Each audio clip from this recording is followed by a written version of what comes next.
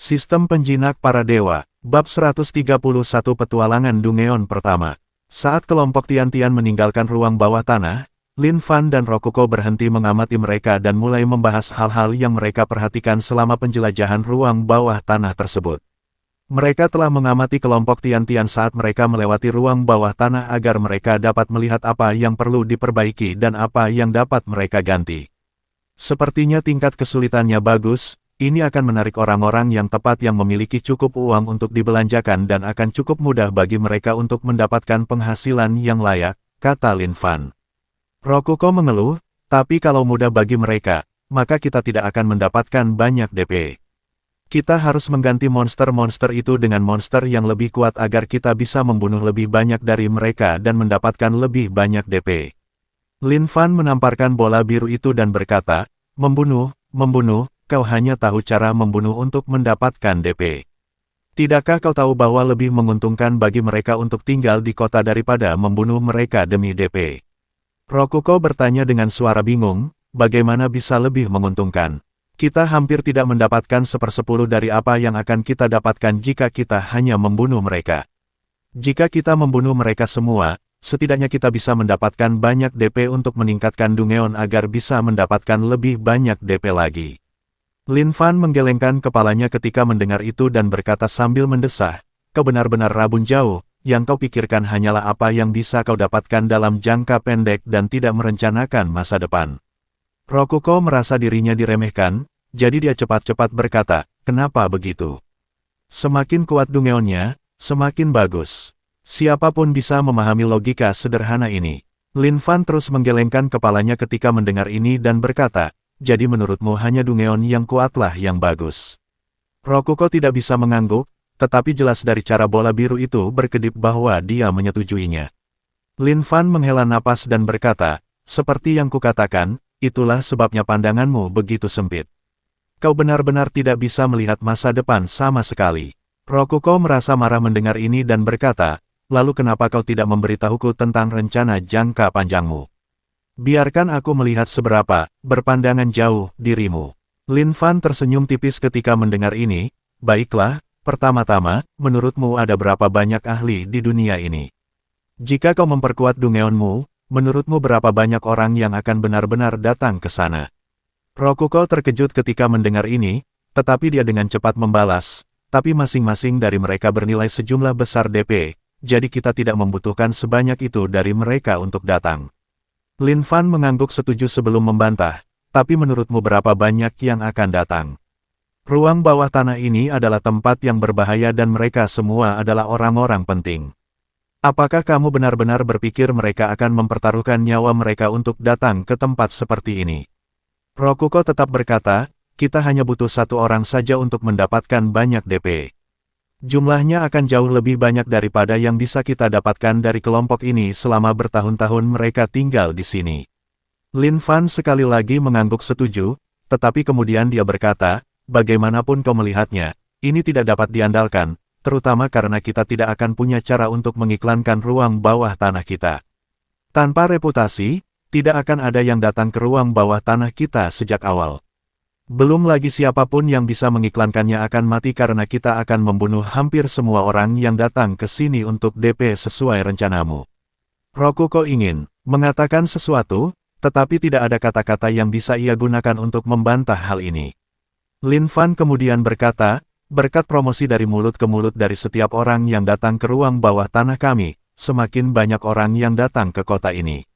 Meskipun mereka tidak memberi kami DP sebanyak yang bisa diberikan oleh seorang ahli kuat secara individu, jika digabungkan, mereka semua akan memberi kami lebih banyak daripada yang bisa diberikan oleh seorang ahli kuat. Suara Lin Fan menjadi lebih bersemangat saat dia berkata, itulah yang disebut model keuntungan berkelanjutan.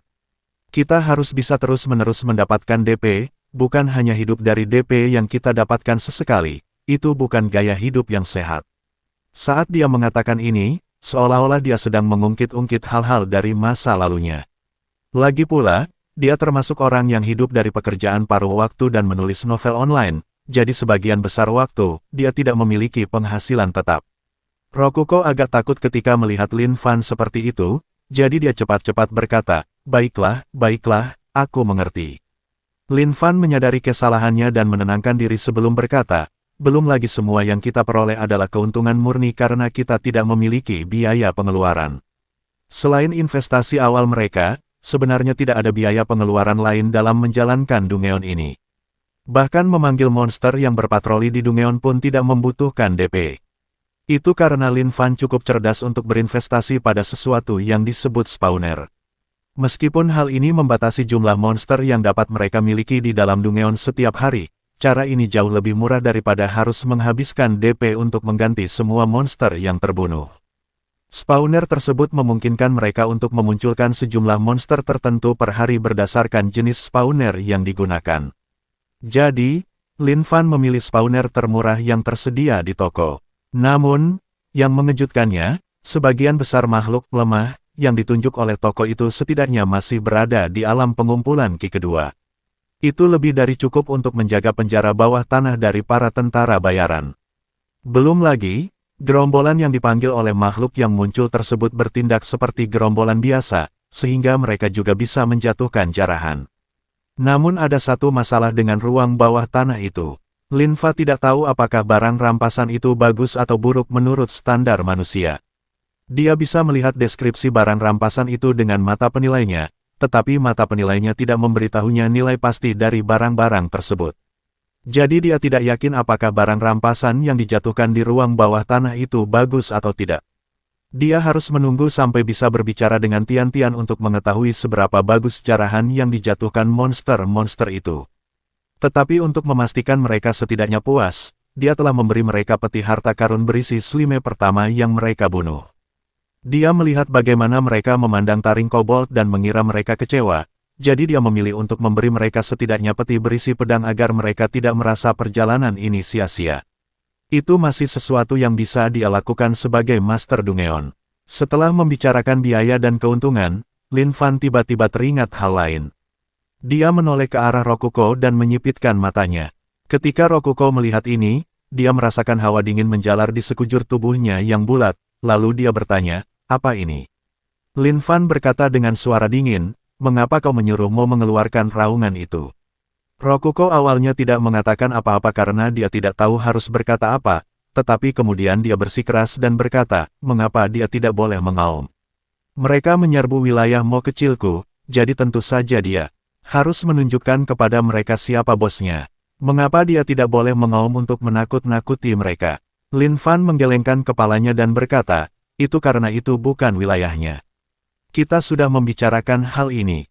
Rokuko dengan cepat berkata, kita tidak membicarakan ini, kau saja yang memutuskan.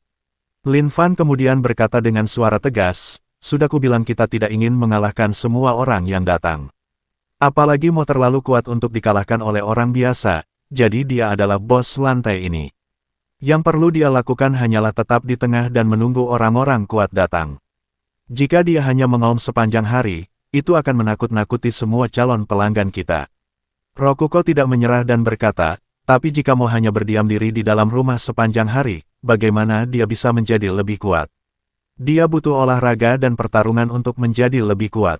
Lin Fan menyerah dan memutuskan untuk menggunakan kekerasan. Lagi pula, dia tahu bahwa jika dia terus berdebat dengannya, itu hanya akan seperti berdebat dengan anak kecil. Lalu Lin Fan meninju Rokuko. Rokuko sedang asyik mengomel ketika pria itu melakukan hal tersebut. Ia terkejut dan tidak tahu apa yang sedang terjadi. Jadi ia bertanya, apa yang kau tunggu? Berhenti, jangan. Sakit, sakit. Lin Fan mulai mengayunkan tinjunya maju mundur, memberikan pukulan ringan di kepala Rokuko Core. Inti tubuh Rokuko adalah bagian utama tubuhnya, jadi wajar jika dia bisa merasakan apapun yang terjadi padanya. Itu termasuk kekerasan yang sedang dilakukan Lin Fan saat ini. Akhirnya dia menyerah dan berkata, maafkan aku karena telah bersikap egois. Lin Fan akhirnya menghentikan kekerasannya dan mengangguk puas sambil berkata, bagus, sepertinya kau akhirnya belajar dari kesalahanmu. Inti biru Rokuko meredup saat itu, menunjukkan bahwa dia sedih. Namun Lin Fan tidak peduli karena dia memang pantas menerima ini karena bertindak dengan sengaja. Lin Fan hendak mengatakan sesuatu lagi, tetapi kemudian dia menyadari sesuatu. Dia hanya memberi beberapa perintah kepada Rokuko sebelum kembali ke kota. Kelompok Tian-Tian telah berhasil keluar dari ruang bawah tanah. Rokuko hanya bergumam sendiri saat pria itu pergi, dia sangat egois, tidak bisakah dia belajar menghargai aku dan ide-ideku.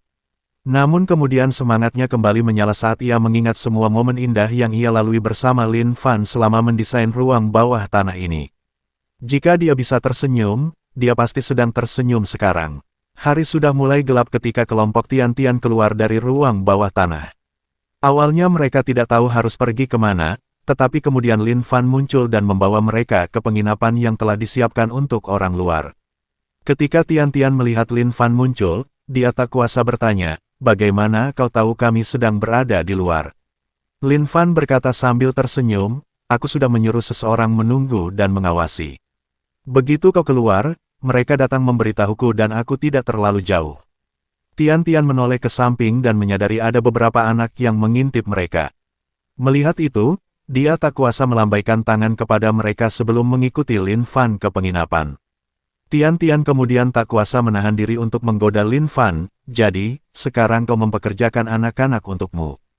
Lin Fan hanya mengangkat bahu dan berkata, "Seharusnya mereka membantu di ladang, tetapi saya meminta mereka melakukan kebaikan ini untuk saya sehingga mereka bisa bermain di area ini." Tian-Tian terkejut ketika mendengar itu, tetapi kemudian dia menatap Lin Fan sambil tersenyum dan berkata, "Kamu benar-benar orang yang baik." Lin Fan tidak menjawab dan hanya tersenyum.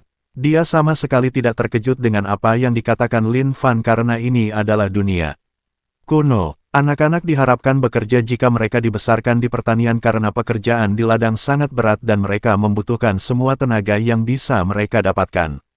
Namun setelah berpikir sejenak, ia tak kuasa menahan diri untuk mengerutkan alis dan bertanya, "Tapi bukankah ini akan menunda panen?"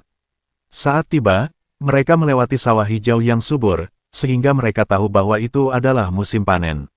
Dengan begitu banyak tanaman padi yang tumbuh subur di sana, memanen semuanya tentu membutuhkan banyak pekerjaan. Lin Fan menggelengkan kepalanya dan berkata sambil tersenyum, "Tidak apa-apa, sebagian besar pekerjaan sudah selesai. Tidak akan ada masalah jika anak-anak libur hari ini." Tian-Tian menoleh ke arah anak-anak yang sedang bermain dan tak kuasa menahan senyum getir sambil berkata, "Tapi orang tua mereka pasti tidak senang dengan hal itu, kan?" Lin Fan tersenyum tipis menanggapi hal itu sambil berkata, "Kamu akan terkejut." Tian-Tian menoleh ke arahnya dengan ekspresi bingung sambil menunggu penjelasan darinya. Ekspresi Lin Fan menjadi sedikit lebih serius saat dia berkata, "Desa ini telah banyak menderita, jadi para orang tua hanya ingin melihat anak-anak mereka tumbuh sehat dan bahagia. Mereka tidak keberatan jika anak-anak mereka sedikit absen kerja untuk bermain." Ekspresi Tian-Tian juga menjadi sedikit muram. Dia telah mendengar cerita Lin Fan tentang apa yang terjadi di tempat ini, jadi dia tahu apa yang telah dialami penduduk desa ini. Tentu saja, dia tidak mungkin memahami sepenuhnya dan dia tidak berniat untuk mencampuri kehidupan mereka karena dia tahu itu tidak mungkin. Lin Fan kemudian menambahkan, hanya saja mereka terpaku pada kebiasaan lama dan sulit bagi mereka untuk mengakui hal baru. Tapi setidaknya aku memiliki sedikit gengsi sebagai kepala desa. Tian-Tian tersenyum mendengar itu dan mengangguk setuju. Mereka menuju ke penginapan dan ketika tiba, mereka disambut oleh Duan Mu Ming Yue dan Duan Mu Yi. Lin Fan meminta bantuan Duan Mu Ming Yue dan Duan Mu Yi untuk mengelola penginapan ini karena mereka tidak punya pekerjaan lain. Ladang yang mereka miliki sebelumnya telah direbut dan dirusak oleh para bandit sementara Duan Mu Ming Yue sakit, jadi meskipun sekarang dia sudah sembuh, dia tidak memiliki sumber penghasilan. Jadi Lin Fan menyuruhnya mengelola penginapan yang baru dibangun ini. Begitu mereka tiba dan melihat keduanya menyambut mereka, napas mereka seakan terhenti. Bahkan Tian-Tian dan satu-satunya tentara bayaran wanita pun takjub melihat pemandangan indah di hadapan mereka. Kini setelah Duan Mu Ming Yue pulih, kecantikannya yang sempurna terlihat sepenuhnya. Bukanlah berlebihan untuk mengatakan bahwa Duan Mu Ming Yue adalah wanita tercantik yang pernah dilihatnya. Dia berada di kelas yang sama sekali berbeda bahkan dibandingkan dengan wanita-wanita cantik seperti gadis-gadis di haremnya. Lalu, ketika kimono yang dikenakannya ditambahkan, terciptalah pemandangan indah yang bahkan bisa memicu perang dan menghancurkan bangsa-bangsa. Seolah-olah dia adalah matahari di alam semesta yang suram ini dan tidak ada cahaya di dunia ini selain dirinya. Begitulah cantiknya dia. Setelah tersadar dari lamunan mereka, kelompok Tian-Tian pun tak kuasa menundukkan kepala untuk memberi hormat kepada Duan Mu Ming Yue. Dia baru saja memperlihatkan senyum yang kembali mencuri hati mereka. Setelah salam perpisahan selesai, Duan Mu Mingyue membawa mereka ke ruang makan pribadi dan menunjukkan menu kepada mereka. Begitu melihat menu, rombongan Tian-Tian langsung terkejut dengan harganya. Bukan karena terlalu mahal, melainkan karena terlalu murah. Berdasarkan dekorasi ruangan dan penginapan itu sendiri, jelas bahwa tempat ini bertujuan untuk menjadi tempat penginapan kelas atas. Jadi tidak diragukan lagi bahwa makanannya pun tidak akan mengecewakan. Namun harga yang ditetapkan untuk makanan-makanan ini, jauh lebih murah dibandingkan dengan harga makanan mewah di Sunset City. Sekalipun harganya lebih murah karena ini adalah penginapan di kota terpencil seperti ini, seharusnya tetap tidak semurah ini. Tentu saja mereka terkejut dan bahkan mulai merasa sedikit ragu. Jadi, mereka memesan beberapa hidangan terlebih dahulu hanya untuk melihat jenis makanan apa yang akan disajikan kepada mereka. Ketika makanan tiba, mereka sekali lagi terkejut karena aroma lezat yang memenuhi udara. Mereka dengan hati-hati mengambil beberapa suapan dan rasa lezat itu memenuhi mulut mereka. Itu adalah sesuatu yang belum pernah mereka cicipi sebelumnya. Itu adalah makanan paling lezat yang pernah mereka makan sepanjang hidup mereka. Setelah menyantap beberapa suapan pertama, mereka mulai berebut hidangan yang telah mereka pesan. Tentu saja, tak seorang pun dari mereka berani mengambil makanan Tian-Tian karena mereka tahu bahwa itu sama saja dengan mencari kematian. Tian-Tian juga terkejut dengan rasa makanan itu, tetapi dia memperhatikan sesuatu yang berbeda. Semua hidangan yang mereka pesan jika dijumlahkan hanya berharga sekitar 1 koin emas, tetapi ada sesuatu di menu yang harganya setara dengan 1 koin emas. Itu adalah paket makanan spesial di bagian bawah menu. Karena letaknya di bagian bawah, kebanyakan orang biasanya akan mengabaikannya karena mengira itu hanya salah satu item tambahan yang ditambahkan ke menu, tetapi mereka yang bermata tajam akan menyadari ada sesuatu yang tidak beres. Lagi pula, paket makanan spesial termurah harganya minimal 2 koin emas, 2 kali lipat harga satu meja penuh makanan. Pasti ada sesuatu yang istimewa dari paket makanan spesial ini sampai-sampai harganya semahal ini. Jadi pada akhirnya, Tian-Tian tak kuasa menahan rasa penasarannya dan memesan salah satu paket makanan tersebut. Lin Fan terkejut bahwa wanita itu akan memesan satu, tetapi dia juga merasa senang karena memang dia ingin seseorang memesannya. Dia ingin melihat pendapat mereka sebelum produk itu dirilis ke publik. Yang dipilih Tian-Tian adalah yang termurah, yaitu paket spesial A. Duan Mu Mingyue pergi ke belakang dan segera kembali dengan set khusus A. Namun, saat Tian-Tian melihatnya, dia terkejut karena itu adalah sesuatu yang belum pernah dilihatnya sebelumnya. Itu adalah menu set, tetapi semua makanan di dalamnya adalah hal-hal yang belum pernah dia lihat sebelumnya. Di tengahnya, terdapat gundukan kuning aneh tepat di tengah dengan sedikit warna merah dan bendera kecil yang mencuat, yang tampaknya merupakan hidangan utama dari makanan ini. Kemudian di sampingnya ada sepotong daging berwarna coklat yang disiram saus coklat halus.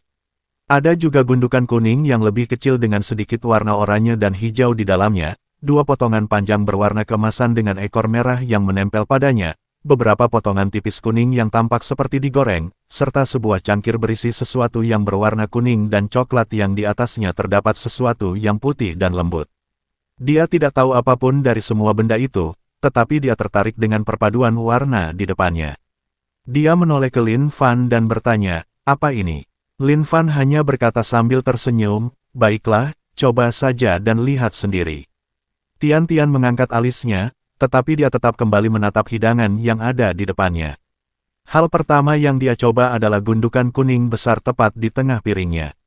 Dia menggunakan sumpitnya untuk memotong gundukan kuning besar itu dan menampakkan nasi merah yang tersembunyi di bawahnya. Saat melihat itu, dia tak kuasa berkata, "Ah, ini nasi goreng telur." Lin Fan menggelengkan kepalanya sambil tersenyum dan berkata, "Tidak juga." Tapi dia tidak mengatakan apapun selain itu dan membiarkan Tian-Tian menikmati dirinya sendiri. Ini berbeda dari nasi goreng telur yang pernah dia makan sebelumnya. Alih-alih telur dimasak dan dipotong-potong di dalam nasi, omelet yang menutupi nasi itu hanya setengah matang. Sensasi telur yang agak mentah di atas nasi ini sangat cocok karena telur yang setengah matang itu terbungkus sempurna di sekitar butiran nasi di bagian atas tumpukan. Kemudian, dia mengalihkan perhatiannya ke item lain di piring tersebut.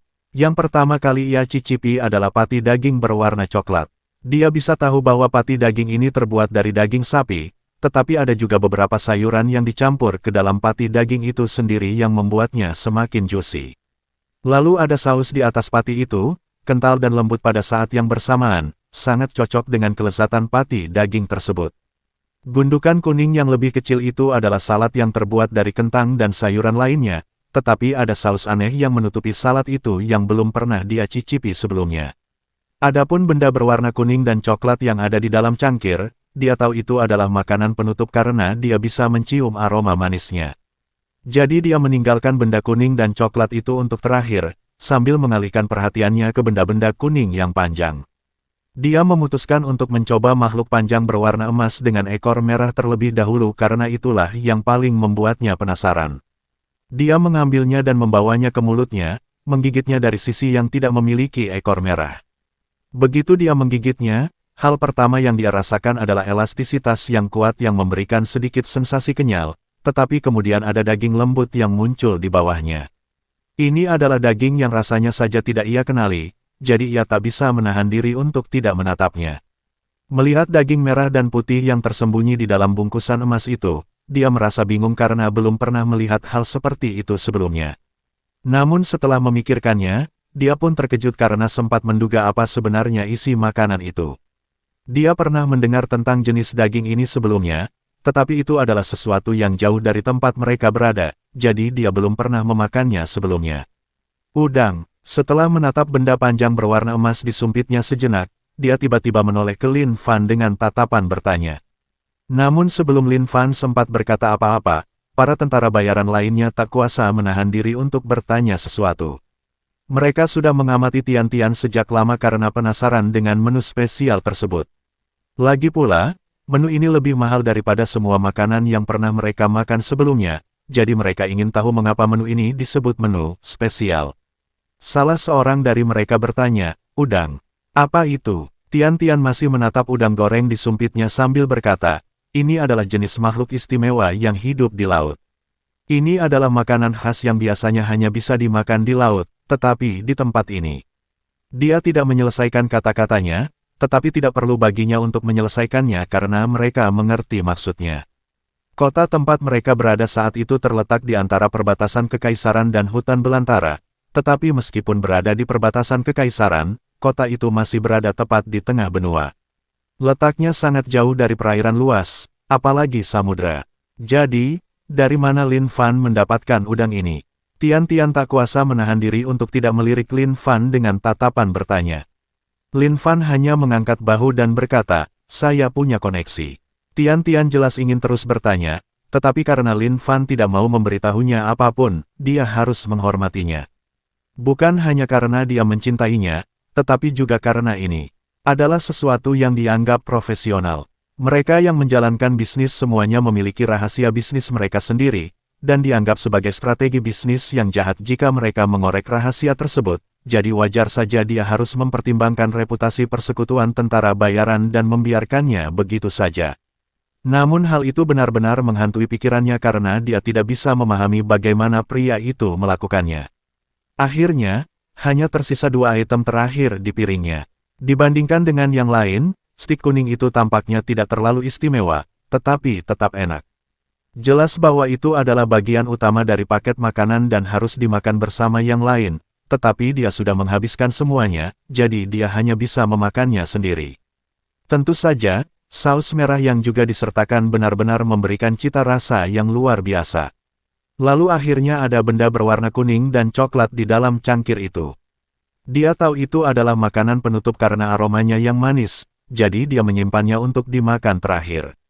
Saat ia mengambil sendok pertama, ia merasakan rasa manis yang luar biasa memenuhi mulutnya. Ini adalah rasa manis yang belum pernah ia rasakan sebelumnya, tetapi bukan rasa manis yang terlalu kuat dan benar-benar mengalahkan indera perasaannya.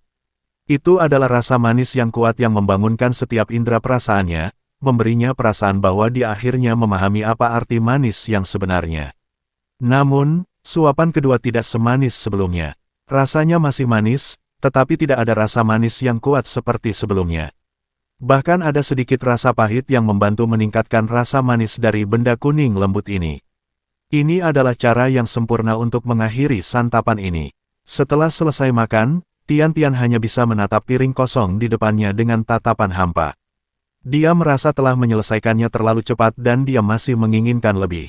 Lin Fan melihat ekspresi wajahnya dan berkata, "Kamu bisa memesan lebih banyak, loh." Mata Tian-Tian langsung berbinar dan dia berkata, beri aku satu set makanan lagi." Para tentara bayaran lainnya hampir ngiler saat melihatnya makan, jadi mereka segera memesan makanan yang sama ketika mendapat kesempatan itu. Tidak butuh waktu lama sebelum Duanmu Ming Yue kembali dengan makanan. Waktu yang dibutuhkan begitu singkat sehingga hampir tampak mustahil dia bisa memasak makanan ini dalam waktu sesingkat itu. Tentu saja, dia sebenarnya tidak memasaknya. Lin Fan tampak puas melihat mereka semua menikmati hidangan spesial tersebut dan ia memiliki firasat baik tentang bisnis di masa depan. Saat membangun penjara bawah tanah dan kota penjara bawah tanah ini, Lin Fan tidak hanya fokus pada peningkatan penjara bawah tanah. Dia juga membeli beberapa barang dari toko yang dapat digunakan untuk meningkatkan kota dan penginapan ini. Ambil contoh paket makanan spesial. Dia telah membeli mesin pembuat makanan yang memungkinkannya membuat makanan lezat dengan cepat. Tentu saja, makanan yang disediakan oleh mesin itu adalah makanan dari bumi. Paket spesial A hanya diberi label sebagai paket anak-anak di mesin pembuat makanan. Paket spesial B adalah paket steak hamburger, paket spesial C adalah paket nasi kari, dan paket spesial D adalah paket omurice. Sepertinya toko Dungeon Master System sangat suka mengambil inspirasi dari budaya Jepang karena suatu alasan. Namun Lin Fan tidak keberatan karena menurutnya makanan itu juga cukup enak. Satu-satunya hal yang diperlukan untuk membuat makanan ini adalah membayar mesin tersebut. Mesin itu menerima pembayaran dengan mata uang dunia budidaya ini, jadi setiap set makanan membutuhkan beberapa koin perak untuk dibeli. Tentu saja, paket makanan ini tidak bisa dibanderol dengan harga yang sama dengan hidangan lainnya karena harganya jauh lebih mahal, tetapi Lin Fan juga merasa bahwa paket makanan spesial ini seharusnya dibanderol dengan harga yang jauh lebih tinggi karena keistimewaannya. Namun sebelum benar-benar memiliki pelanggan, dia juga khawatir bahwa harga yang dia tetapkan terlalu tinggi. Melihat bagaimana kelompok Tian-Tian melahap hidangan set spesial ini dengan lahap, hatinya akhirnya tenang karena dia tahu bahwa menjual hidangan ini dengan harga tersebut bukanlah masalah. Adapun hidangan lainnya, itu dibuat oleh Duanmu Ming Yue dan dia merasa bahwa harga jualnya agak terlalu murah, tetapi dialah yang menyuruhnya untuk membiarkannya tetap pada harga tersebut. Melihat bahwa dia bersikeras akan hal itu, Lin Fan akhirnya menerima sarannya. Setelah menyantap 2 set makanan spesial masing-masing, akhirnya mereka kenyang dan beristirahat. Pada saat itulah Lin Fan duduk bersama mereka dan mulai mendiskusikan hal-hal yang telah mereka lihat di ruang bawah tanah. Tian-Tian hanya memberikan deskripsi singkat tentang semua yang terjadi di ruang bawah tanah. Ketika sampai pada masalah pedang di dalam peti, dia tidak bisa menahan diri untuk berkata, "Sungguh aneh, peti itu tiba-tiba muncul entah dari mana dan di dalamnya ada pedang itu.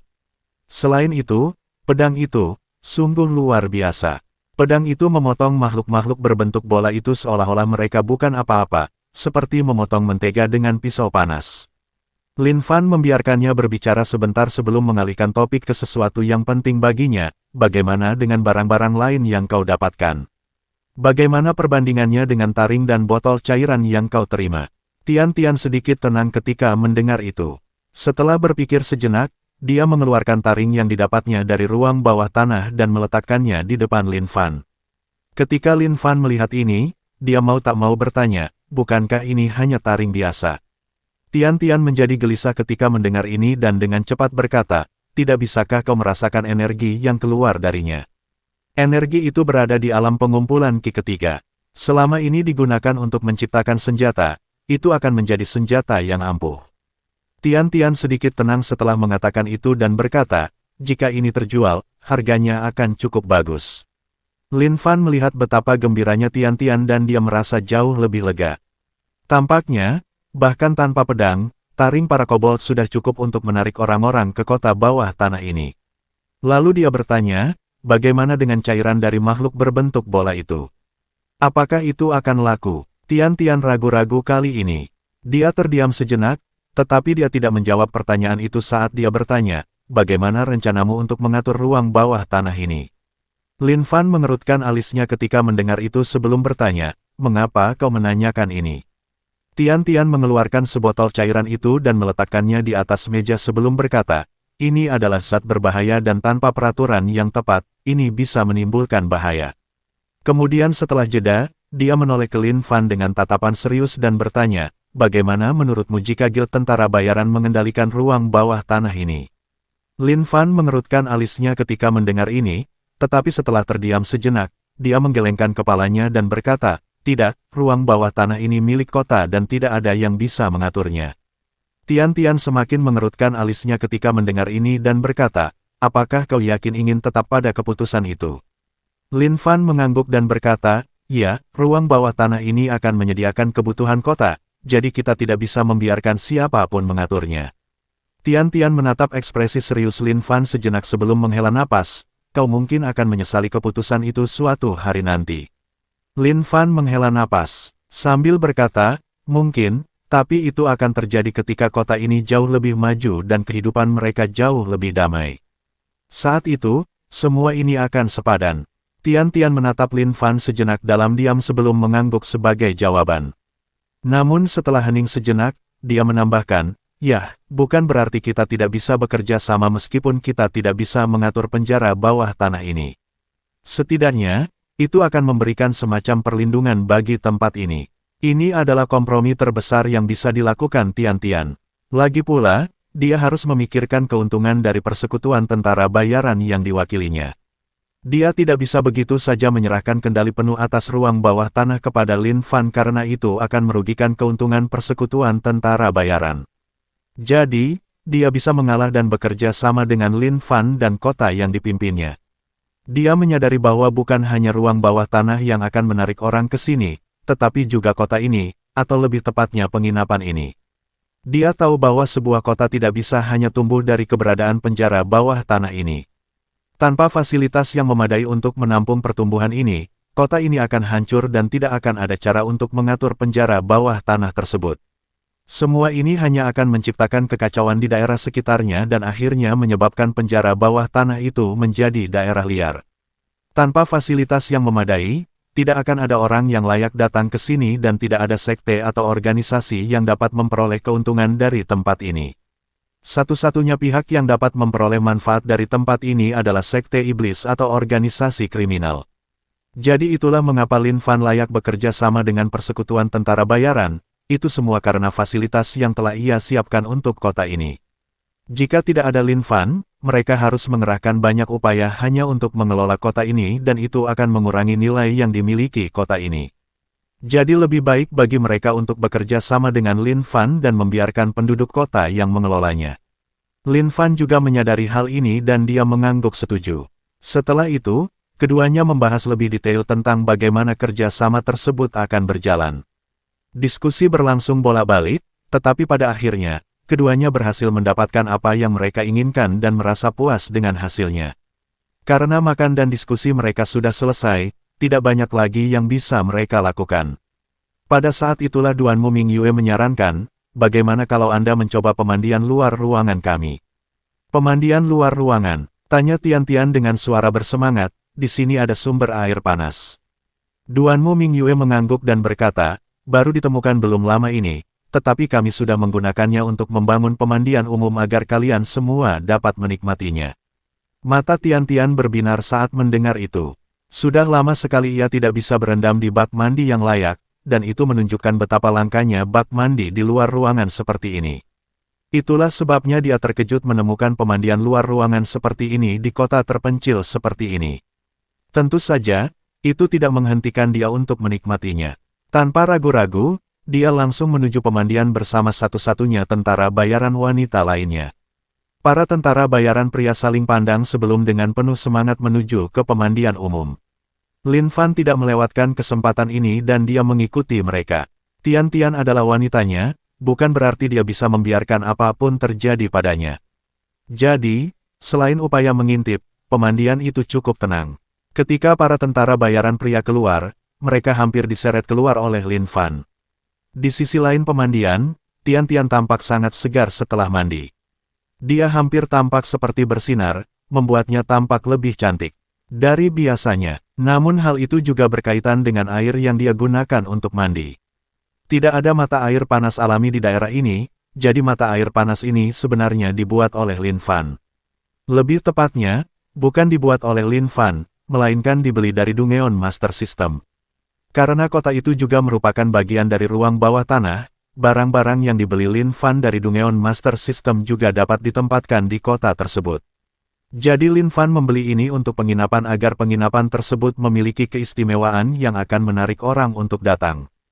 Tentu saja, Rokuko mengeluh bahwa itu adalah pemborosan DP mereka, tetapi Lin Fan bersikeras dan membelinya meskipun Rokuko mengeluh.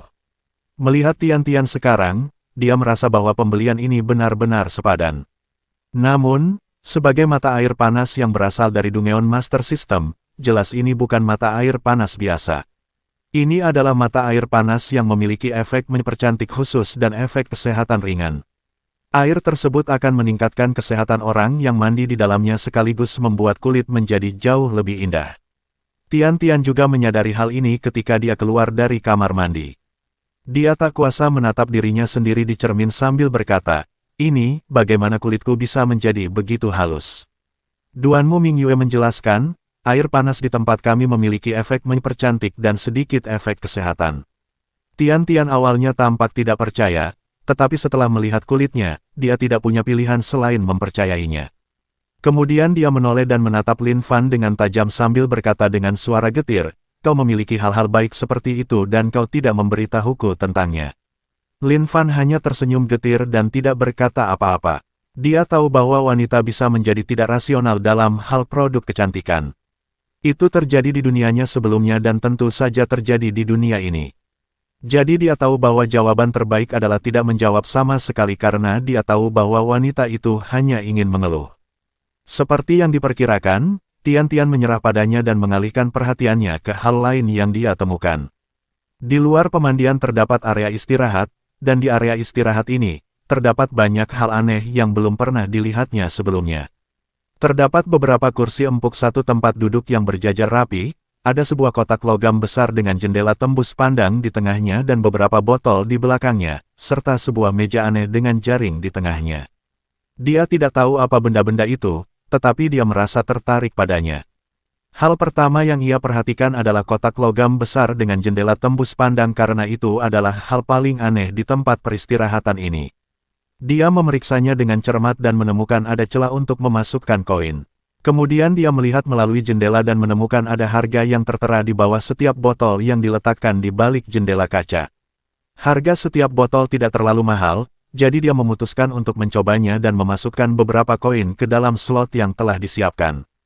Setelah memasukkan koin, dia menemukan ada lampu yang menyala di samping setiap botol. Setelah melihat masing-masing sebentar, dia menekan lampu yang berada di sebelah foto yang paling disukainya. Saat dia menekan tombol itu, botol itu tiba-tiba bergerak maju hingga terdorong dari rak tempatnya berada. Botol itu jatuh dari rak dan menghantam bagian bawah jendela kaca, menghilang dari pandangan sambil mengeluarkan suara dentingan keras. Tian-Tian melihat sekeliling, tetapi dia sama sekali tidak dapat menemukan botol itu. Dia bahkan mulai berpikir bahwa dia telah ditipu, tetapi Lin Fan menunjuk ke celah di bagian bawah dan berkata, "Bukalah dan kamu akan menemukannya di dalam." Tian-Tian menatap Lin Fan dengan ekspresi bingung, tetapi dia tetap mengikuti instruksinya. Dia membuka celah itu dan menemukan botol yang terjatuh tergeletak di sana menunggunya. Dengan gembira ia mengeluarkan botol itu dan membukanya untuk minum. Begitu ia membukanya, ia langsung bisa merasakan rasa stroberi manis yang telah dijanjikan, bersamaan dengan rasa susu yang lembut. Ini adalah minuman yang belum pernah dia cicipi sebelumnya dan berbeda dari apapun yang pernah dia rasakan. Lagi pula, dia tidak pernah menyangka bahwa stroberi dan susu akan berpadu begitu sempurna seperti ini. Setelah mendapatkan minumannya, dia mengalihkan perhatiannya ke kursi-kursi yang tersusun rapi. Dia duduk untuk bersantai, tetapi kemudian dia memperhatikan ada sebuah kotak kecil di sandaran tangan kursi yang juga memiliki celah seperti kotak logam itu. Dia memeriksanya dengan cermat sebelum memutuskan untuk memasukkan beberapa koin ke dalamnya juga. Begitu koin-koin itu dimasukkan, kursi itu mulai bergetar. Dia tersentak dari kursi karena terkejut oleh getaran itu, tetapi kemudian dia duduk kembali dan menikmatinya. Getaran yang berasal dari kursi itu, perasaan ini sungguh terlalu menyenangkan. Rasanya seolah tubuhnya meleleh hanya dengan duduk di kursi ini. Namun tentu saja, saat kursi bergetar, tubuhnya pun ikut bergetar. Hal ini menciptakan pemandangan yang cukup menarik dengan kedua puncak rambutnya yang bergoyang seolah dunia akan berakhir. Getaran kursi itu tidak berlangsung lama, tetapi sudah lebih dari cukup bagi Tian-Tian. Getaran itu benar-benar merilekskan semua otot di tubuhnya.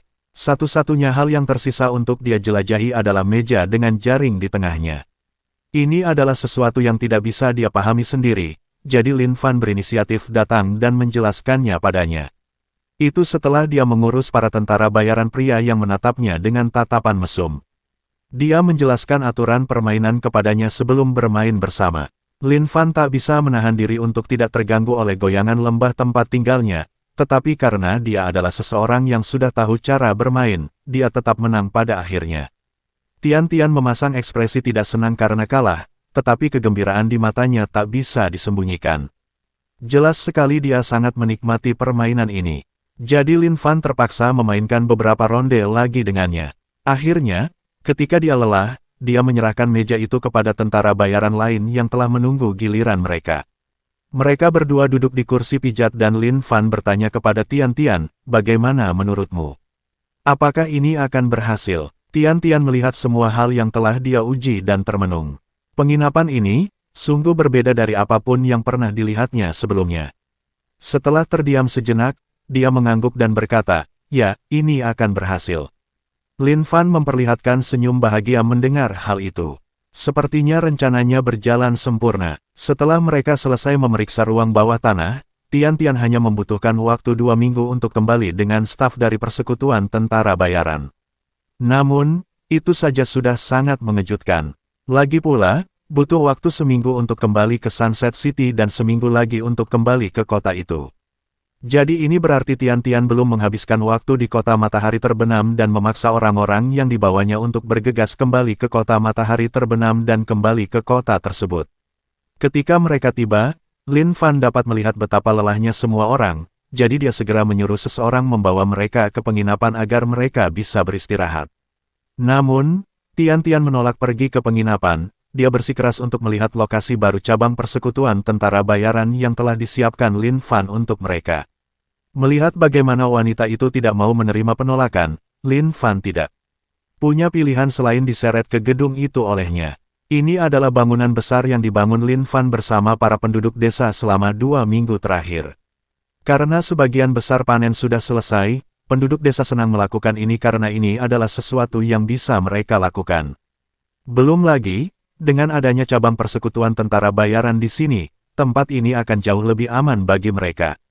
Jadi, bangunan itu ternyata jauh lebih baik dari yang Lin Fan harapkan.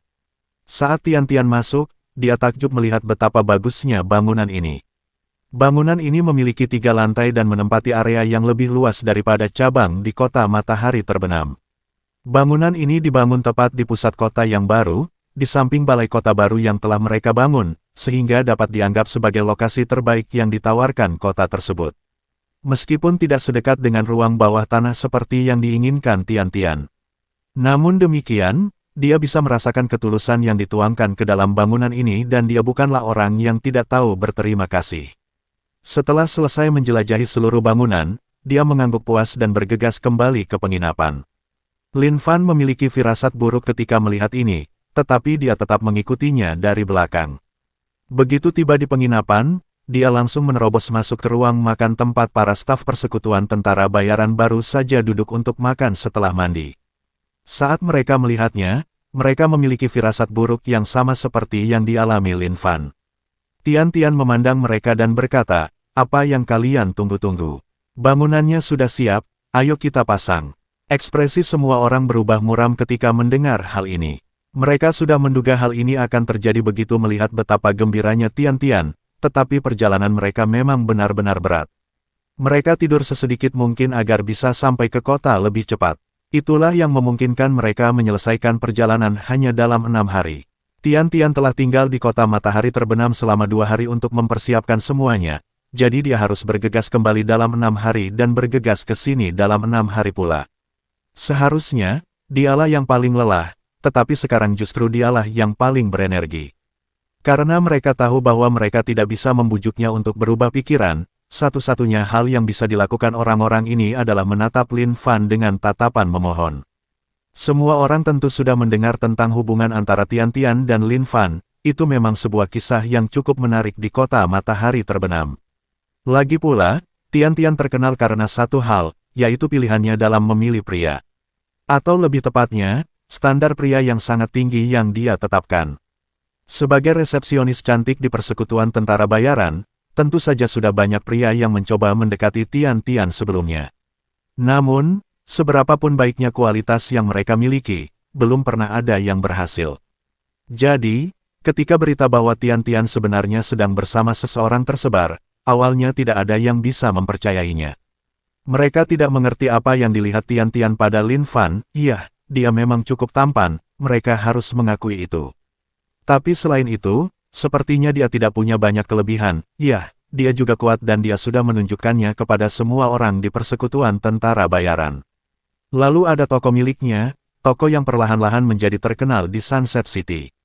Toko yang dipuji semua orang karena semua produk barunya yang tidak bisa ditemukan di tempat lain.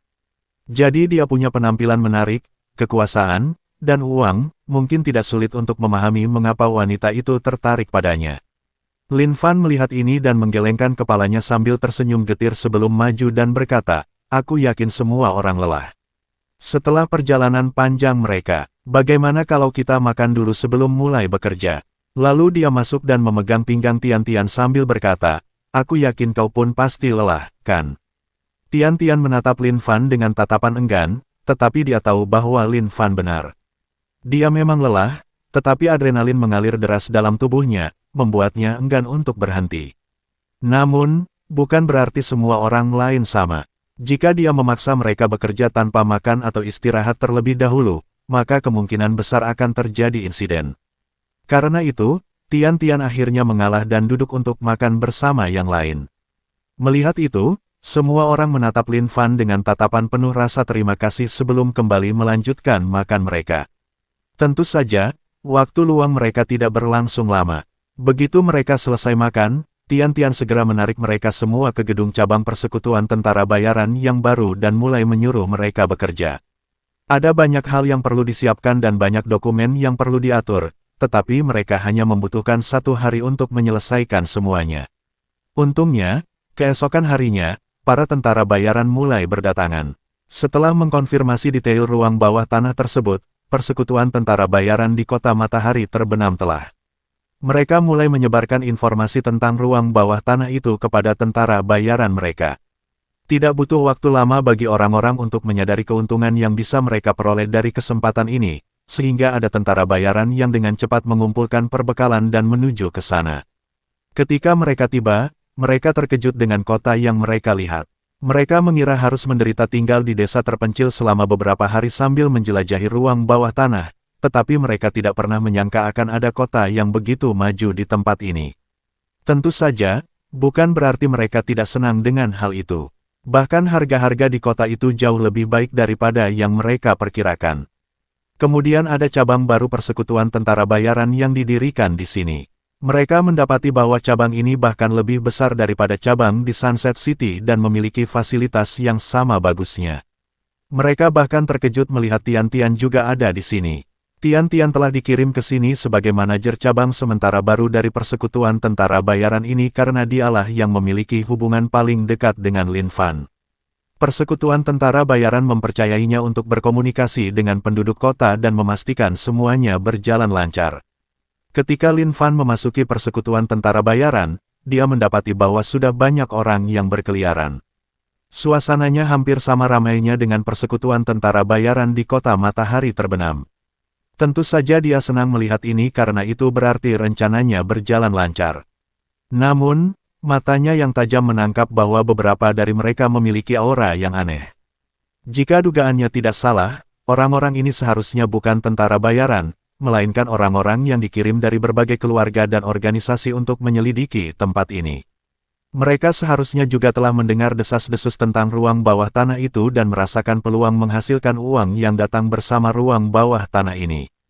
Karena persekutuan tentara bayaran telah bergerak, keluarga dan organisasi ini tidak mau tinggal diam dan membiarkan persekutuan tentara bayaran mendapatkan semua keuntungan. Mereka akan mencoba mengambil sebanyak mungkin keuntungan untuk diri mereka sendiri. Namun Lin Fan tidak mempermasalahkannya karena sepertinya mereka tidak berencana untuk memulai pertengkaran apapun. Sepertinya orang-orang ini hanya datang untuk menyelidiki dan tidak berencana mengambil tindakan drastis, jadi dia bisa menerima kehadiran mereka. Bahkan, dia ingin lebih banyak orang datang karena semakin banyak orang yang datang, semakin aman situasinya. Dengan semakin banyaknya faksi yang memperhatikan, mereka akan mengirim orang dan menciptakan keseimbangan kekuatan di kota tersebut. Dengan keseimbangan kekuatan ini, akan sulit bagi faksi manapun untuk bertindak tanpa diserang oleh faksi lain. Jadi, dia berencana menggunakan berbagai faksi untuk saling menghambat satu sama lain. Tentu saja itu termasuk persekutuan tentara bayaran juga. Meskipun ia memiliki hubungan baik dengan persekutuan tentara bayaran dan dekat dengan Tian Tian dan Tian Sui, mereka berdua masih hanya bidak kecil di persekutuan tentara bayaran. Masih banyak orang lain yang berada di atas mereka berdua, sehingga sulit untuk menjamin bahwa persekutuan tentara bayaran tidak akan berbalik melawannya suatu hari nanti. Jadi dia ingin mendapatkan sebanyak mungkin bagian sebelum hari itu tiba. Namun, untuk saat ini, tidak ada yang bisa dia lakukan, jadi dia pergi ke Dewan Misi. Dia telah terjebak di dalam dua tempat itu selama hampir 2 bulan, jadi dia ingin mengambil misi untuk meregangkan anggota tubuhnya. Namun saat ia mendekati meja rapat, ada sebuah misi yang menarik perhatiannya. Itu adalah misi yang pernah dia lihat sebelumnya, misi untuk menangkap Xiao Yue. Namun, kali ini, isinya telah berubah dari menangkap Xiao Yue menjadi membunuhnya. Saat Lin Fan melihat misi ini, dia langsung mengerutkan alisnya. Lalu tanpa ragu-ragu, dia mengambil kertas itu dari papan dan menuju ke meja resepsionis. Tian Tian sangat sibuk mendirikan cabang baru persekutuan tentara bayaran ini, tetapi begitu melihat Lin Fan datang, dia langsung menghentikan semua pekerjaannya untuk menyambutnya. Namun, meskipun Lin Fan berusaha tetap tenang, dia bisa melihat tatapan gelap di matanya. Setelah bersamanya dan mengenalinya selama beberapa waktu, dia masih memiliki sedikit kemampuan ini. Jadi sebelum dia mengatakan apapun, dia bertanya, "Ada apa?" Lin Fan melihat sekeliling dan menyadari bahwa terlalu banyak orang, jadi dia berkata, "Bisakah kita bicara secara pribadi?" Tian Tian menatap matanya dan melihat ekspresi serius yang terpancar darinya, jadi dia mengangguk. Setelah memberi beberapa perintah kepada salah satu resepsionis di samping, dia membawa Lin Fan ke sebuah ruangan pribadi di lantai 2. Barulah setelah pintu tertutup dan memastikan tidak ada yang mendengarkan, Lin Fan meletakkan kertas misi di atas meja dan bertanya, "Apakah Anda tahu sesuatu tentang ini?" Tian Tian mengambil kertas misi untuk melihatnya sebelum menunjukkan ekspresi bingung. Dia hampir yakin bahwa itu pasti ada hubungannya dengan ruang bawah tanah karena itu adalah hal terpenting bagi mereka, tetapi dia tidak pernah menyangka itu akan berkaitan dengan misi acak. Setelah membaca dokumen misi, Tian Tian menunjukkan ekspresi yang lebih bingung karena dia tidak mengerti apa masalah Lin Fan dengan misi ini. Jadi dia hanya bertanya, "Apa yang salah dengan misi ini?" Lin Fan bertanya, "Kapan misi pencarian berubah menjadi misi pembunuhan?" Tian Tian mengerutkan alisnya ketika mendengar ini. Setelah ragu beberapa detik, dia berkata, "Ini menyangkut reputasi persekutuan tentara bayaran, ini bukan sesuatu yang bisa dilakukan semudah itu. Sekalipun kita dekat, bukan berarti aku bisa mengkhianati klien persekutuan tentara bayaran seperti ini." Tatapan matanya tegas saat ia menatap langsung ke mata Lin Fan, tak mundur selangkah pun. Lin Fan memahami maksudnya dan dia tahu bahwa ini adalah permintaan yang berat, tetapi ini terlalu penting baginya untuk mundur. Lalu dia menghela napas dan berkata, "Aku hanya akan mengatakan bahwa aku terlibat dalam masalah ini. Apakah itu cukup agar kau mempercayaiku?" Tian Tian hanya terus menatap Lin Fan untuk beberapa saat, tetapi setelah 1 menit, dia juga menghela napas dan berkata, "Aku tidak tahu apa yang bisa kulakukan, tetapi setidaknya aku bisa menyelidiki masalah ini untukmu. Jika ada informasi yang bisa kudapatkan untukmu, maka aku akan melakukan yang terbaik." "Apakah itu cukup?" Lin Fan mengangguk sebelum berkata dengan suara penuh terima kasih, "Apapun yang bisa kau lakukan sudah sangat membantu. Aku tahu aku menempatkanmu dalam posisi yang sulit." Tian Tian memperlihatkan senyum getir sebelum berkata, "Kau berhutang budi padaku." Lin Fan mencondongkan tubuh sambil tersenyum menggoda dan berkata, "Bagaimana kalau aku yang bayar malam ini?" Tian menatapnya dengan marah dan menepuk dadanya pelan sambil berkata, apakah hanya itu yang ada di pikiranmu? Namun, ketika dia memalingkan muka, rona merah muncul di pipinya. Setelah menyelesaikan masalah itu, Lin Fan memilih untuk mengikuti rencana awalnya dan tetap berangkat menjalankan misi. Lagi pula, jika dia terlalu memusatkan perhatian pada misi ini, itu akan menarik perhatian yang salah. Jadi lebih baik baginya untuk bertindak lebih santai untuk saat ini. Tidak banyak yang tersedia selain misi untuk ruang bawah tanah, tetapi tentu saja, Lin Fan tidak bisa begitu saja masuk ke ruang bawah tanah. Ruang bawah tanah itu miliknya, jadi jika dia masuk dan mengalahkan monster yang muncul, itu akan kontraproduktif. Namun, berbicara tentang ruang bawah tanah, dengan kedatangan semua orang baru ini, dia bisa melihat saldo DP-nya melonjak. Sebagian besar tentara bayaran ini adalah orang-orang dengan tingkat kultivasi tertentu, sehingga jumlah DP yang mereka berikan jauh lebih besar daripada orang biasa.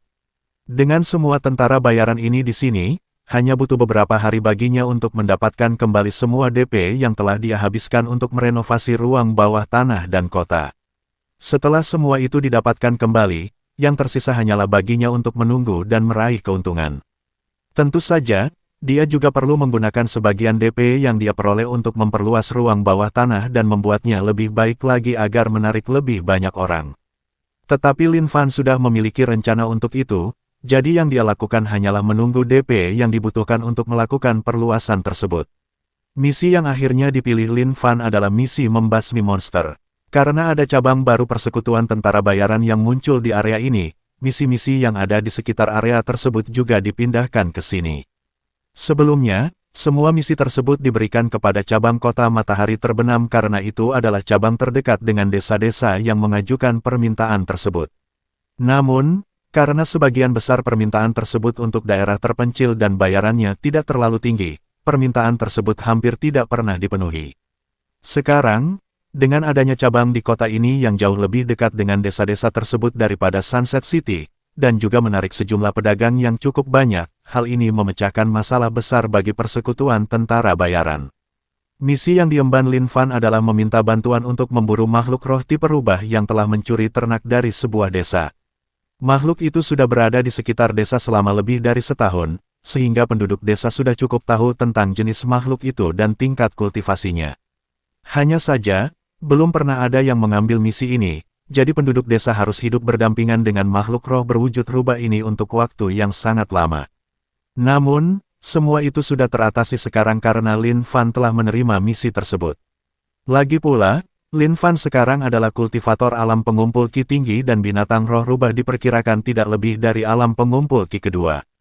Untuk merawat binatang roh seperti ini, bagi Lin Fan semudah melambaikan tangannya. Desa itu sendiri tidak jauh dari kota Lin Fan, jadi dia bisa sampai di sana hanya dalam beberapa jam. Matahari masih tinggi di langit dan bahkan belum tengah hari.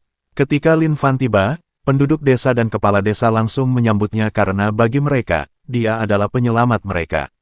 Kali ini berbeda dengan sebelumnya, di mana kepala desa lambat menyambutnya dan datang bersama preman.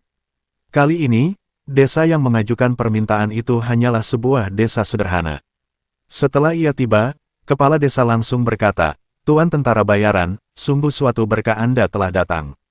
Sudah lama sekali kami mengajukan permohonan dan tidak ada tanggapan sama sekali. Kami benar-benar tidak tahu harus berbuat apa." Lin Fan mengangguk dan memandang anak-anak yang sedang menatap ke samping. Ia dapat melihat bahwa mereka agak kurus, sehingga jelas bahwa desa tersebut telah cukup menderita akibat serangan binatang roh rubah ini.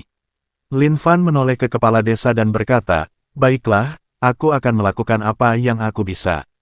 Bisakah kau membawaku ke daerah-daerah tempat binatang buas roh rubah menyerang?" Kepala desa terkejut dengan ketegasan Lin Fan, tetapi karena Lin Fan menawarkan diri untuk segera menyelesaikan pekerjaan ini, kepala desa tidak punya alasan untuk menolaknya. Kepala desa memang ingin Lin Fan membunuh binatang roh rubah itu secepat mungkin, tetapi tentu saja terasa canggung baginya untuk menyebutkan hal ini. Pada akhirnya, dia hanyalah kepala desa dari sebuah desa manusia biasa, sementara Lin Fan adalah seorang kultivator dan tentara bayaran yang kuat. Tidak ada perbandingan antara status yang dimiliki keduanya. Maka kepala desa dengan cepat membawa Lin Fan ke ladang dan lumbung yang baru-baru ini dirampok oleh binatang buas roh rubah. Lin Fan langsung melihat jejak kerusakan begitu tiba di lokasi, dan dia menyipitkan mata sambil mendekat untuk menyelidiki. Namun, ada batasan untuk apa yang bisa dia lakukan, terutama karena dia memang tidak memiliki kemampuan pelacakan sejak awal. Jadi setelah melihat-lihat sebentar, dia melepaskan boneka Gale Sparrow dan Greenie untuk mulai mencari jejak lebih lanjut. Burung pipit angin kencang terbang ke langit sementara boneka-boneka Greenie mulai mengendus-endus area yang telah dirusak oleh roh binatang rubah, mencari jejak aroma untuk diikuti. Adapun jenis boneka apa yang digunakan Greenie, ia telah memasukkan beberapa biji ke dalam beberapa tikus dan mengubahnya menjadi boneka. Nyamuk bagus untuk mencari di area sempit, tetapi mereka tidak bisa mengalahkan indera penciuman yang dimiliki tikus. Lin Fan sebenarnya bisa saja menggunakan anjing, tetapi tiba-tiba mengeluarkan anjing dari tempat penyimpanan hewan peliharaan agak merepotkan, jadi dia memutuskan untuk menggunakan tikus. Namun, kemampuan penciuman tikus-tikus ini tidak bisa diremehkan. Tidak butuh waktu lama sebelum mereka berhasil menemukan jejak aroma makhluk roh rubah. Begitu tikus-tikus itu mencium suatu aroma, Lin Fan menghubungi Gale Sparrow dan memanggilnya kembali melalui Greenie. Kepala desa datang bersama Lin Fan, tetapi begitu Lin Fan mencium bau binatang roh rubah, dia segera menyuruh kepala desa dan penduduk desa lainnya untuk kembali. Kepala desa dan penduduk desa lainnya tidak perlu dibujuk karena mereka tahu bahwa jika mereka tetap bersama Lin Fan, mereka pasti akan berada dalam bahaya. Setelah kepala desa dan penduduk desa pergi, Lin Fan menyuruh boneka tikus memimpin jalan sementara dia menyuruh burung pipit angin mengintai dari atas. Dengan begitu dia bisa melihat seluruh area dari ketinggian dan memastikan tidak terjadi hal yang tidak terduga. Boneka tikus itu menuntun Lin Fan keluar dari ladang desa dan masuk jauh ke dalam hutan sekitarnya. Mereka terus berjalan selama hampir setengah jam sebelum. Akhirnya tikus-tikus itu melambat dan memberi isyarat bahwa sumber jejak aroma itu berada tepat di depan. Lin Fan juga memperlambat laju dan menyuruh Gale Sparrow menjelajahi area di depan mereka untuk melihat apakah ia dapat menemukan liang binatang roh rubah. Burung pipit angin sudah berpengalaman dalam hal ini dan tidak butuh waktu lama sebelum ia dapat menemukannya. Namun yang aneh adalah burung pipit angin tampak sedikit takut dengan apa yang ada di dalam liang tersebut. Greenie menerjemahkan untuk burung pipit angin kencang, ia mengatakan bahwa ia dapat merasakan sesuatu yang berbahaya bersembunyi di dalam liang. Lin Fan mengerutkan alisnya ketika mendengar ini. Burung pipit angin itu belum pernah sekalipun menunjukkan rasa takut terhadap apapun yang Lin Fan suruh cari sebelumnya, tetapi hal terkuat yang Lin Fan suruh cari hanyalah binatang alam pengumpul Ki kelima. Jadi, rasa takut itu bukan berarti Lin Fan harus melarikan diri. Masih ada kemungkinan bahwa itu hanya berada di alam pengumpulan Ki keenam. Lin Fan selalu bisa memeriksanya terlebih dahulu sebelum memutuskan apakah akan mundur atau tidak. Dengan pola pikir seperti itu, dia mengirim tikus-tikus untuk memeriksa liang tersebut sambil menghubungkan inderanya dengan tikus-tikus itu. Seperti yang diduga, hanya ada binatang roh rubah yang tertidur di dalam liang. Tidak ada apapun yang seharusnya membuat Gale Sparrow takut di dalam liang, jadi Lin Fan merasa bingung, sekaligus sedikit khawatir. Jadi, alih-alih langsung menyerang roh rubah, Lin Fan menyuruh tikus-tikusnya menjelajahi area tersebut untuk melihat apakah ada roh lain di sekitar. Namun, seberapapun tikus-tikus itu mencari, mereka tidak dapat menemukan satu pun barang. Seolah-olah tidak ada jejak makhluk roh lain di seluruh area sekitarnya. Lin Fan sama sekali tidak mengerti mengapa Gale Sparrow takut pada binatang roh rubah ini. Namun karena memang tidak ada ancaman sama sekali, Lin Fan memilih untuk tidak menahan diri lagi. Sudah waktunya baginya untuk mengurus binatang roh rubah ini dan menyelesaikan misi ini. Semakin cepat dia melakukannya, semakin cepat dia bisa meninggalkan tempat ini. Lagi pula, dia masih merasa gelisah dengan reaksi Gale Sparrow. Jika dia tidak harus tinggal di tempat ini, lebih baik tidak tinggal di sini untuk berjaga-jaga jika sesuatu yang kuat kembali. Jadi, Lin Fan mengendalikan boneka tikus untuk menggigit roh binatang rubah dan membangunkannya sebelum menyuruh boneka tikus itu lari keluar dari liang rubah. Seperti yang diharapkan, roh binatang rubah itu segera bangun dan mulai mengejar boneka tikus keluar dari liang. Lin Fan menunggu hingga roh rubah itu terpancing keluar ke tempat terbuka yang telah ia siapkan sebagai jebakan sebelum melakukan serangannya. Berdasarkan aura yang dipancarkan oleh roh binatang rubah itu, memang benar bahwa roh binatang itu hanya berada di alam pengumpul Ki kedua. Untuk memastikan, Lin Fan bahkan memeriksanya dengan mata penilaiannya dan itu juga mengkonfirmasi bahwa roh binatang rubah ini hanya berada di alam pengumpul Qi kedua. Dengan demikian, Lin Fan tidak lagi ragu-ragu dan melompat untuk menyerang binatang roh rubah tersebut. Kultivasi binatang roh rubah itu jauh lebih rendah daripada Lin Fan, sehingga ia bahkan tidak menyadari Lin Fan mendekat sampai terlambat. Pada saat binatang roh rubah itu bereaksi, ujung pedang Lin Fan sudah berada di leher binatang roh rubah tersebut.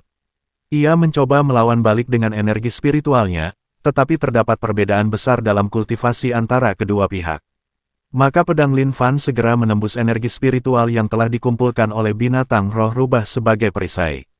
Namun sebelum pedang Lin Fan dapat menusuk binatang roh rubah itu, tiba-tiba muncul semburan energi spiritual dari binatang roh rubah tersebut. Energi spiritual ini sepenuhnya menghentikan pedang Lin Fan sebelum mengambil bentuk rubah energi spiritual di sekitar binatang roh rubah yang lebih kecil.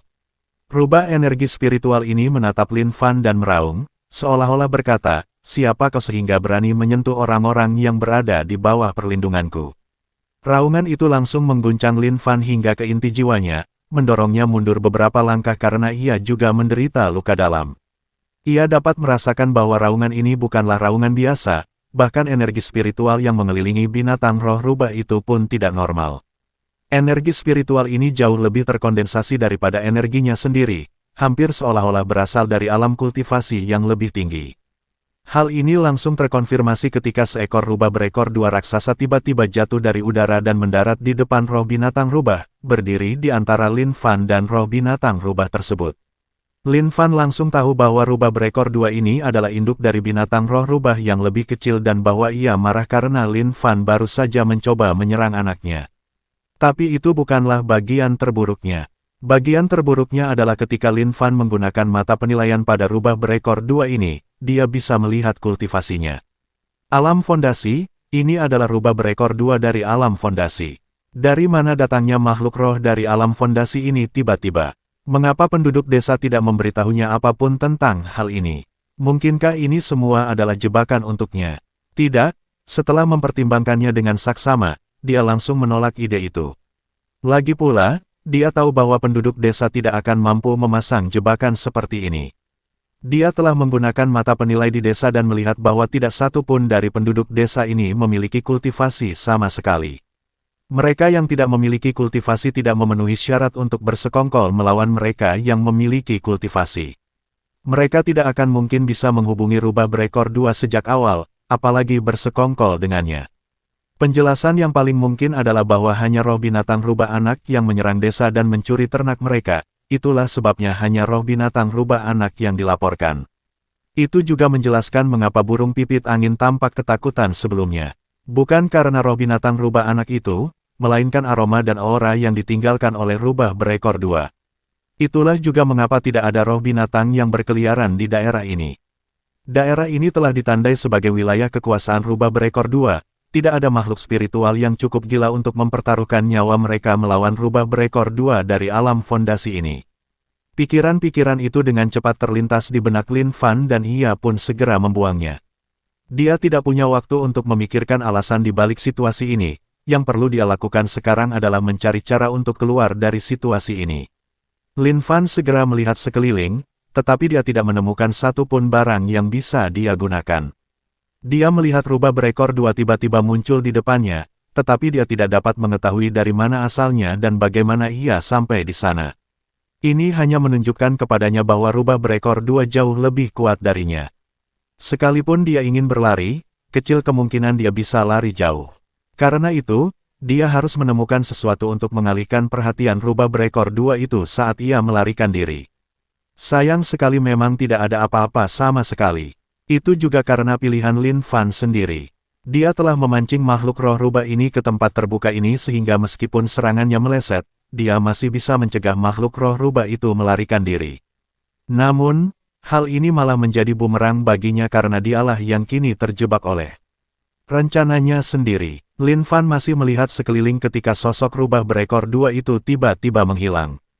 Ketika ia bereaksi terhadap kemunculan kembali rubah berekor dua, ia mendapati bahwa rubah itu sudah berada tepat di depannya. Rubah berekor dua itu telah mengangkat cakarnya dan hendak menyerangnya. Kecepatannya begitu tinggi sehingga Lin Fan bahkan tidak sempat mencoba melarikan diri. Dia hanya memperhatikan cakar-cakar itu semakin membesar di hadapannya, sambil bertanya-tanya di mana letak kesalahannya. Dia bahkan tidak punya waktu untuk bersikap waspada.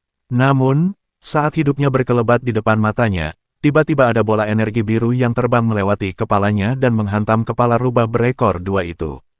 Rubah berekor dua itu sama sekali tidak mampu menahan bola energi biru ini dan langsung terhempas, terlempar kembali ke tempat asalnya.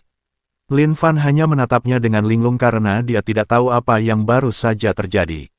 Saat Lin Fan berdiri di sana dengan linglung, rubah berekor dua itu menunjukkan tatapan waspada sambil menatap Lin Fan. Lebih tepatnya, ia menatap melewati Lin Fan ke arah sosok yang muncul di belakangnya. Lin Fan bisa mendengar langkah kaki samar-samar mendekat dari belakang. Dia perlahan menoleh ke arah itu dan saat dia melakukannya, dia terkejut dengan apa yang dilihatnya. Wanita itu cantik sekali, berbeda dari siapapun yang pernah dilihatnya, meskipun ia tidak bisa melihat wajahnya dengan jelas karena kerudung yang dikenakannya. Rambut biru es panjang yang terurai di bahu seputih saljunya, kulit putih pucat yang samar-samar terlihat di balik kerudung, dan mata biru tajamnya, setiap bagian dari dirinya tampak seperti dipahat oleh tangan para dewa sendiri. Kecantikannya mampu menghancurkan bangsa-bangsa, kecantikannya bahkan setara dengan Duanmu Mingyue. Dan itu semua sebelum dia melihat wajahnya dengan jelas. Ia tak bisa menahan diri untuk membayangkan betapa cantiknya wanita itu jika ia melepas kerudungnya. Namun, itu bukanlah hal yang paling mengejutkan tentang dirinya. Butuh sedikit waktu baginya untuk kembali sadar setelah terpesona oleh kecantikannya, tetapi kemudian dia terpukau oleh auranya. Ini adalah aura yang belum pernah dia rasakan sebelumnya, bahkan Tian Xue yang berada di alam dasar pun tidak memiliki aura yang dapat menandingi auranya. Jadi dia segera menggunakan mata penilai, tetapi dia menemukan bahwa tidak dapat dinilai. 3 kata sederhana itu, tetapi dia benar-benar tidak percaya dengan apa yang dilihatnya karena itu adalah sesuatu yang belum pernah dia lihat sebelumnya. Mata penilaiannya berada pada level maksimal, jadi seharusnya mampu menilai apapun, tetapi kali ini, mereka gagal. Saat ia mencoba mencari tahu mengapa penilaian itu gagal, tiba-tiba ia merasakan sakit yang tajam di matanya. Itu adalah rasa sakit yang hebat yang menjalar hingga ke otaknya, memaksanya untuk menutup mata dan menutupinya agar tidak ada cahaya yang mencapainya. Rasa sakit itu berlangsung beberapa detik sebelum akhirnya dia bisa membuka matanya. Ia tidak perlu berpikir lama untuk memahami apa maksud semua ini. Jelas terlihat bahwa ada kesenjangan besar dalam tingkat kultivasi antara mereka berdua. Dia telah mencoba untuk secara paksa melihat informasinya dan itu dihentikan oleh pertahanannya, yang menyebabkan reaksi balik ini. Untungnya itu hanya reaksi ringan, jika tidak, mungkin saja dia kehilangan penglihatannya sepenuhnya. Saat matanya terbuka, dia menyadari bahwa gadis cantik itu kini berdiri di sampingnya. Rubah berekor dua itu terus mengawasi gadis cantik ini dengan waspada sepanjang waktu, takut dia akan tiba-tiba bergerak. Namun, satu-satunya hal yang dia lakukan selama ini hanyalah berjalan menghampiri Lin Fan dengan linglung. Matanya menyipit, seolah-olah dia sedang berjalan dalam tidur sepanjang waktu. Begitu mendekati Lin Fan, dia hanya berdiri di sana tanpa melakukan apapun. Dia bahkan memejamkan mata, seolah-olah tertidur. Rubah berekor dua itu telah berada dalam keadaan waspada yang sangat tegang selama 1 menit penuh sebelum akhirnya memutuskan bahwa ia harus bergerak. Lagi pula, ia tidak bisa hanya tinggal di sini karena ada gadis mengerikan yang berdiri di depannya. Tanpa ragu-ragu, ia mencengkeram binatang roh rubah itu dengan mulutnya dan hendak berbalik lalu lari. Namun, saat makhluk itu mulai bergerak untuk melarikan diri, gadis cantik itu tiba-tiba membuka matanya dan menatapnya tajam.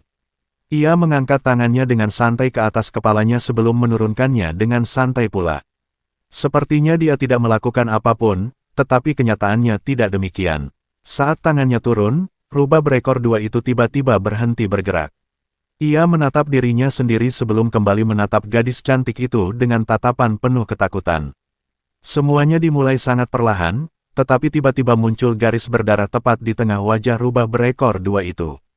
Garis ini dimulai dari bagian atas kepala rubah berekor dua dan berlanjut hingga ke kakinya, membagi tubuhnya menjadi 2 dengan sempurna.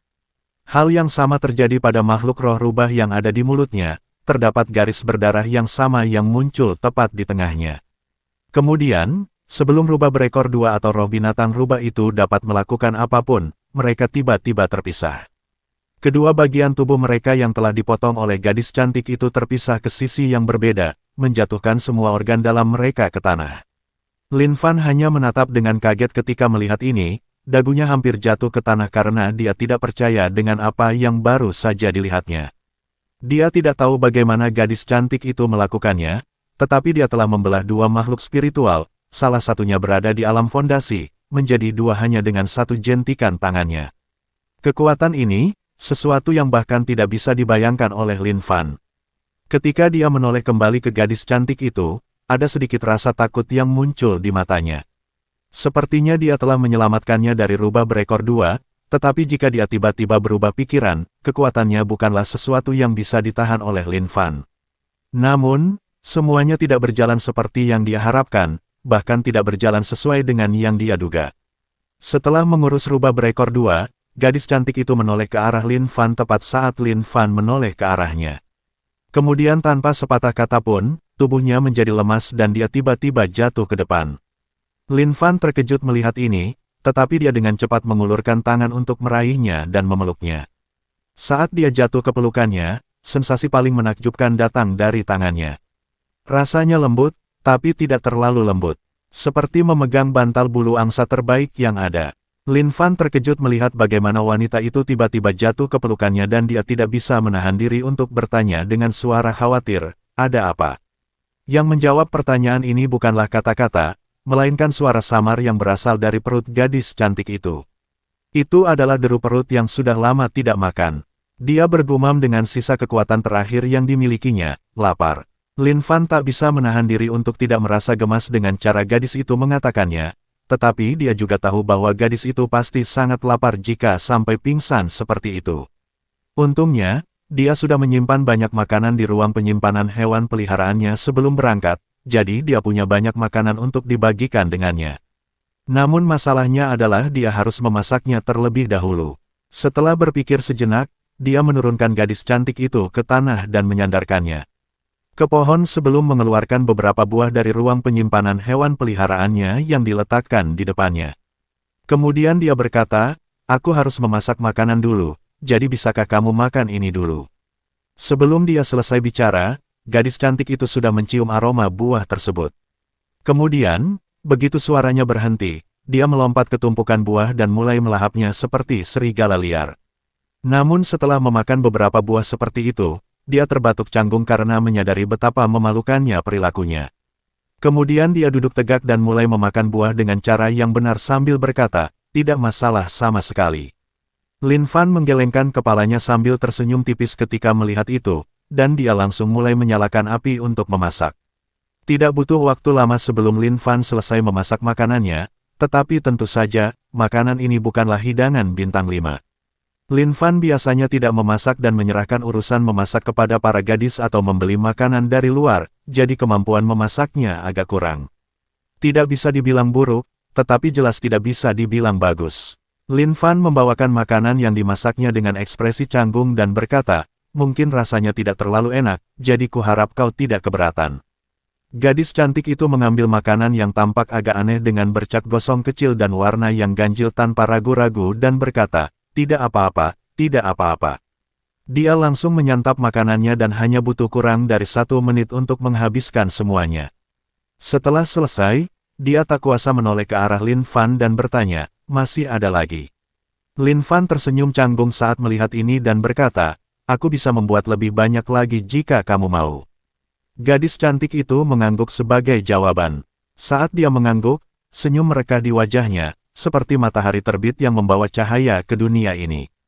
Dia sudah cantik sebelumnya, tetapi senyum ini bagaikan bunga pertama yang mekar di musim semi, menghidupkan kembali dunia yang mati. Lin Fan terkejut saat melihat ini dan berhenti bergerak. Melihat itu, gadis cantik itu maju dan melambaikan tangannya di depannya sambil berkata, "Apakah kamu akan memasak?" Lin Fan tersadar dari lamunannya ketika mendengar itu dan ia terbatuk canggung sebelum kembali menatap api. Namun sebelum ia sepenuhnya berbalik, sebuah tangan ramping meraih bagian belakang bajunya dan ia mendengar suara kecil berkata, "Apakah masih ada buah yang bisa kumakan?" Lin Fan tersenyum tipis dan mengeluarkan setumpuk buah lagi untuk dinikmati gadis cantik itu sementara dia melanjutkan memasak. Dengan cara seperti ini, keduanya menciptakan pemandangan yang indah di lahan terbuka ini. Meskipun masih ada mayat dua rubah yang berlumuran darah di samping mereka. Lin Fan memasak 10 porsi lagi sebelum perut gadis cantik ini akhirnya kenyang. Ia tak bisa menahan diri untuk tidak menatapnya dengan tatapan aneh setelah wanita itu selesai makan. Di mana dia menyimpan semua makanan yang telah dia makan di tubuhnya yang langsing ini. Rasanya tubuhnya tidak mungkin mampu menyimpan semua makanan itu. Gadis cantik itu melihat cara Lin Fan memandanginya dan menjelaskan, "Sudah lama aku tidak makan, jadi aku lebih lapar dari biasanya." Lin Fan bertanya, "Sudah berapa lama kamu tidak makan?" Gadis cantik itu harus berpikir sejenak sambil menghitung dengan jarinya. 1, 2, 3, seharusnya setidaknya 4 minggu, kan? Tidak, ada juga waktu ketika aku terjebak di dalam gua, jadi aku tidak tahu berapa lama waktu berlalu. Kemudian setelah semua itu, dia menyerah dan berkata sambil mengangkat bahu, "Seharusnya setidaknya 1 bulan." Lin Fan takjub dan terkejut mendengarnya. Sebulan? Orang normal pasti tidak mungkin bisa bertahan sebulan tanpa makan seolah-olah itu bukan masalah sama sekali. Seberapa kuat kultivasinya sehingga dia mampu bertahan selama itu tanpa makanan. Di sisi lain, gadis cantik itu berdiri dan mendekati kedua mayat rubah tersebut. Setelah berjalan mengelilingi mereka sebentar, dia berbalik ke arah Lin Fan dan bertanya, "Mengapa orang sepertimu memburu kedua rubah ini? Rubah berekor 2 itu jelas memiliki kultivasi yang lebih tinggi darimu. Apakah kau benar-benar begitu ingin mati?" Lin Fan menghela napas dan berkata, "Aku punya misi untuk membunuh yang lebih muda, tapi aku tidak punya informasi tentang orang tuanya, jadi itulah mengapa aku tertangkap." Gadis cantik itu mengangguk sebelum berkata, Lalu mengapa kau memburu yang lebih muda dengan kultivasimu? Jelas sekali dia jauh lebih lemah darimu." Setelah mengatakan ini, matanya menyipit sambil bertanya, "Mungkinkah kau hanya menikmati membunuh makhluk lemah seperti ini?" Lin Fan menggelengkan kepalanya dan berkata, "Ini hanya misi yang ditugaskan kepadaku. Rubah muda ini sudah lama menyerang sebuah desa di dekat sini dan telah menimbulkan banyak masalah bagi mereka. Itulah mengapa aku datang untuk membunuhnya." Kemudian setelah jeda, dia menambahkan, "Bukan karena aku suka membunuh makhluk lemah seperti ini, tetapi aku mencari misi yang sederhana karena aku ingin beristirahat. Akhir-akhir ini aku cukup sibuk, jadi aku hanya ingin keluar dan menghirup udara segar." Gadis cantik itu memiringkan kepalanya untuk berpikir sejenak sebelum berkata, "Kalau begitu, itu berarti kamu punya banyak uang karena kamu tidak melakukan ini demi uang." Lin Fan terkejut dengan pertanyaan ini karena dia tidak tahu mengapa wanita itu menanyakan hal itu, tetapi dia dengan jujur berkata, "Saya tidak punya banyak uang, tetapi saya menghasilkan cukup untuk mencukupi kebutuhan." Gadis cantik itu kemudian dengan cepat bertanya, "Bagaimana dengan rumah, apakah Anda punya rumah besar?" Lin Fan merasa pertanyaan gadis cantik itu agak aneh, tetapi dia tetap berkata, "Saya tidak memiliki rumah besar, tetapi saya memiliki tempat tinggal di kota matahari terbenam dan saya adalah kepala desa." Mata gadis cantik itu berbinar ketika mendengar ini dan dia mengulangi, "Kepala desa." Lin Fan merasa situasi ini semakin aneh, jadi dia mau tak mau bertanya, "Ada apa? Apakah Anda ingin saya membayar Anda karena telah menyelamatkan saya?" Gadis cantik itu mengabaikan hal itu dan berjalan mengelilingi Lin Fan. Dia berjalan melingkari Lin Fan, mengamati tubuhnya dari atas ke bawah. Seolah-olah dia sedang memeriksanya seperti sepotong daging, yang membuat Lin Fan merinding. Setelah mengamatinya beberapa kali, dia berkata, tidak buruk, kultivasimu cukup bagus untuk usiamu. Tapi memang agak aneh, sudah berapa lama kau berlatih kultivasi?" Lin Fan tidak tahu mengapa wanita itu menanyakan hal itu, tetapi dia menjawab dengan jujur, "Kurang dari setahun." Kali ini, giliran gadis cantik itu yang terkejut. Dia menatap Lin Fan dengan tatapan tak percaya sebelum mengangkat tangannya dan berkata, "Berikan tanganmu." Lin Fan merasa bingung, tetapi dia tetap menuruti perintahnya dan mengangkat tangannya. Gadis cantik itu menggenggam tangan Lin Fan dan kemudian menutup matanya. Seolah-olah dia tidak melakukan apapun, tetapi Lin Fan bisa merasakan energi spiritualnya merasukinya. Tentu saja, dia tidak menghentikannya karena dia tahu bahwa meskipun dia ingin menghentikannya, dia tidak akan mampu melakukannya. Energi spiritual itu mungkin tampak tenang sekarang, tetapi jika dia mau, dia dapat dengan mudah memaksa energi spiritualnya masuk untuk memeriksa tubuhnya. Begitulah dahsyatnya energi spiritual yang dia gunakan. Jadi Lin Fan hanya berdiri di sana dan menunggu sampai dia selesai. Setelah beberapa saat, gadis cantik itu tiba-tiba membuka matanya dan bergumam pada dirinya. Sendiri dengan ekspresi berpikir di wajahnya, energi spiritual yang kau miliki sangat kuat, tetapi akumulasinya di meridianmu lemah. Memang benar, kau benar-benar telah berlatih kurang dari setahun. Lalu matanya berbinar saat dia berkata, seorang jenius sejati. Dia berlatih kurang dari setahun dan sudah mencapai level ini. Dia menatap Lin Fan dengan mata yang berbinar penuh kegembiraan dan berkata, namaku Mu Bao Bao. Apakah kau ingin menjadikanku gurumu dan bergabung dengan sekteku? Lin Fan tak percaya dengan apa yang didengarnya. Apakah dia bisa diundang masuk sekte semudah itu?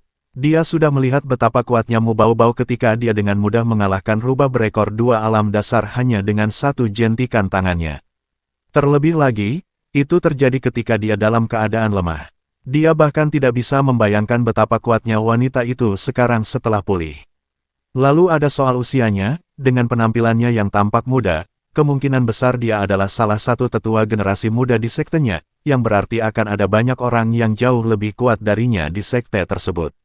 Tidak ada alasan baginya untuk tidak menjadikannya guru dan bergabung dengan sektenya. Nah, ada satu alasan. Lin Fan bertanya, apakah kalian salah satu sekte iblis? Mu Bao Bao menggelengkan kepalanya dan berkata, kita bukan salah satu sekte iblis. Kemudian setelah sedikit ragu, dia menambahkan, kita juga tidak bisa dianggap sebagai salah satu sekte kebenaran. Lin Fan mengangguk ketika mendengar itu. Sekte netral, yang sebenarnya jauh lebih cocok untuknya daripada sekte iblis atau sekte kebenaran. Lagi pula, dia adalah seseorang yang hanya ingin hidup bebas di dunia baru ini bersama haremnya, dia tidak ingin harus melawan sekte iblis atau sekte kebenaran. Setelah berpikir sejenak, Lin Fan segera membungkuk dan berkata, murid Lin Fan memberi salam kepada guru Mu Bao Bao. Mu Bao Bao mengangguk puas, tetapi jauh di lubuk hatinya, terpancar kegembiraan dan harapan. Jika seseorang tidak tahu lebih baik, seolah-olah dia sedang merayakan kenyataan bahwa dia telah berhasil menipu seseorang untuk menjadi muridnya. Mu Bao Bao kemudian berkata, bagus sekali, mulai sekarang, kau akan menjadi murid pertamaku dan murid dari sekte cinta. Lin Fan tak kuasa menahan 3 garis hitam yang muncul di wajahnya saat mendengar ini, nama ini, sungguh. Namun tetap saja, itu hanyalah sebuah nama. Bukan berarti hal itu mengurangi fakta bahwa ini memang sebuah sekte. Jadi, setelah Lin Fan dan Mu Bao Bao menyelesaikan sumpah guru dan murid, Lin Fan bertanya, guru, apakah sudah selesai? Apakah kita perlu kembali ke sekte untuk mendaftarkan hubungan guru dan murid kita sekarang? Lin Fan menanyakan hal ini karena dia masih cukup sibuk mengembangkan kota bawah tanahnya, jadi pergi ke sekte sekarang agak sulit baginya. Tetapi jika memang perlu, tentu saja dia akan merencanakannya karena menjadi anggota sekte itu penting. Jika dia menjadi anggota sekte tersebut, maka mereka akan berkewajiban untuk membantu melindungi kota bawah tanahnya. Itulah alasan utama kedua mengapa dia memilih untuk bergabung dengan sekte ini. Namun, yang mengejutkan, Mu Bao Bao berkata, tidak perlu melakukan itu. Lin Fan terkejut dan bertanya, benarkah? Lalu bagaimana dengan teknik kultivasi, token murid, dan semua hal itu? Bukankah kita perlu kembali ke sekte untuk mendapatkannya? Mu Bao Bao tersenyum getir ketika mendengar semua itu. Ada keheningan sesaat sebelum dia menatap langsung ke arahnya dan berkata, kita sudah menjadi guru dan murid, kan? Kamu tidak akan menyesalinya dan memutuskan hubungan ini nanti, kan? Lin Fan bingung, tetapi juga sedikit gelisah ketika mendengar ini. Dia tidak bisa menghentikan firasat buruk yang muncul di hatinya ketika mendengar ini. Namun ia tetap berkata, guru, Anda adalah guru saya seumur hidup. Saya telah mengakui Anda sebagai guru, jadi Anda akan menjadi guru saya sampai akhir hayat. Mu Bao Bao menunjukkan ekspresi tersentuh dan mengangguk ketika mendengar hal itu. Lalu dia mengatakan sesuatu dengan suara ragu-ragu yang benar-benar mengejutkan Lin Fan, sebenarnya, tidak ada markas sekte. Lin Fan awalnya terkejut, tetapi kemudian dia berkata, oh, apakah kita termasuk sekte pengembara tersembunyi yang hanya bermarkas di lokasi tertentu? Lalu kemana kita harus pergi untuk mendapatkan semua barang ini?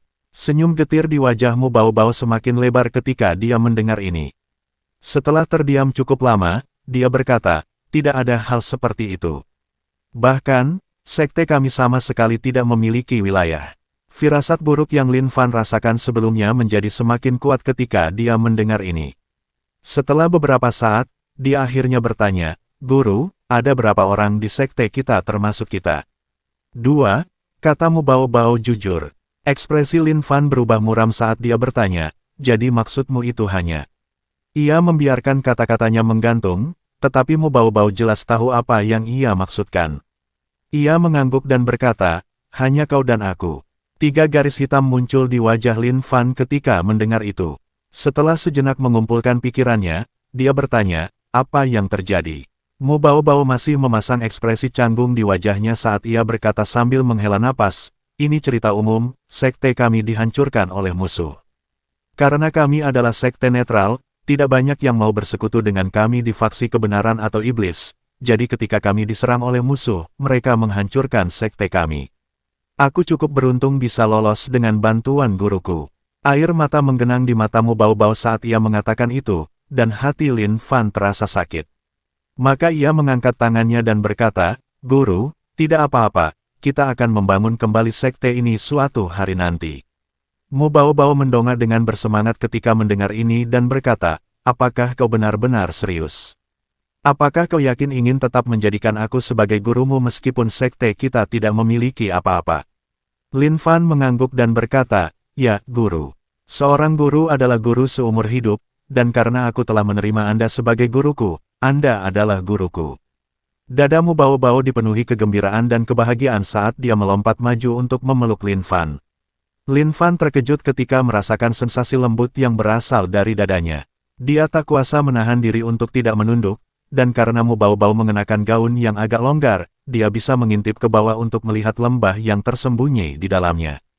Berbicara soal bentuk tubuh Mu Baobao, dia memang tidak memiliki dada besar seperti Yuelan, tetapi juga tidak kecil. Ukurannya pas, sangat cocok untuk digenggam. Jadi, perasaan yang Lin Fan rasakan saat memeluknya, ketika ia menempel di dadanya, sungguh luar biasa. Saat dia melepaskan pelukannya, pria itu bahkan tampak sedikit enggan.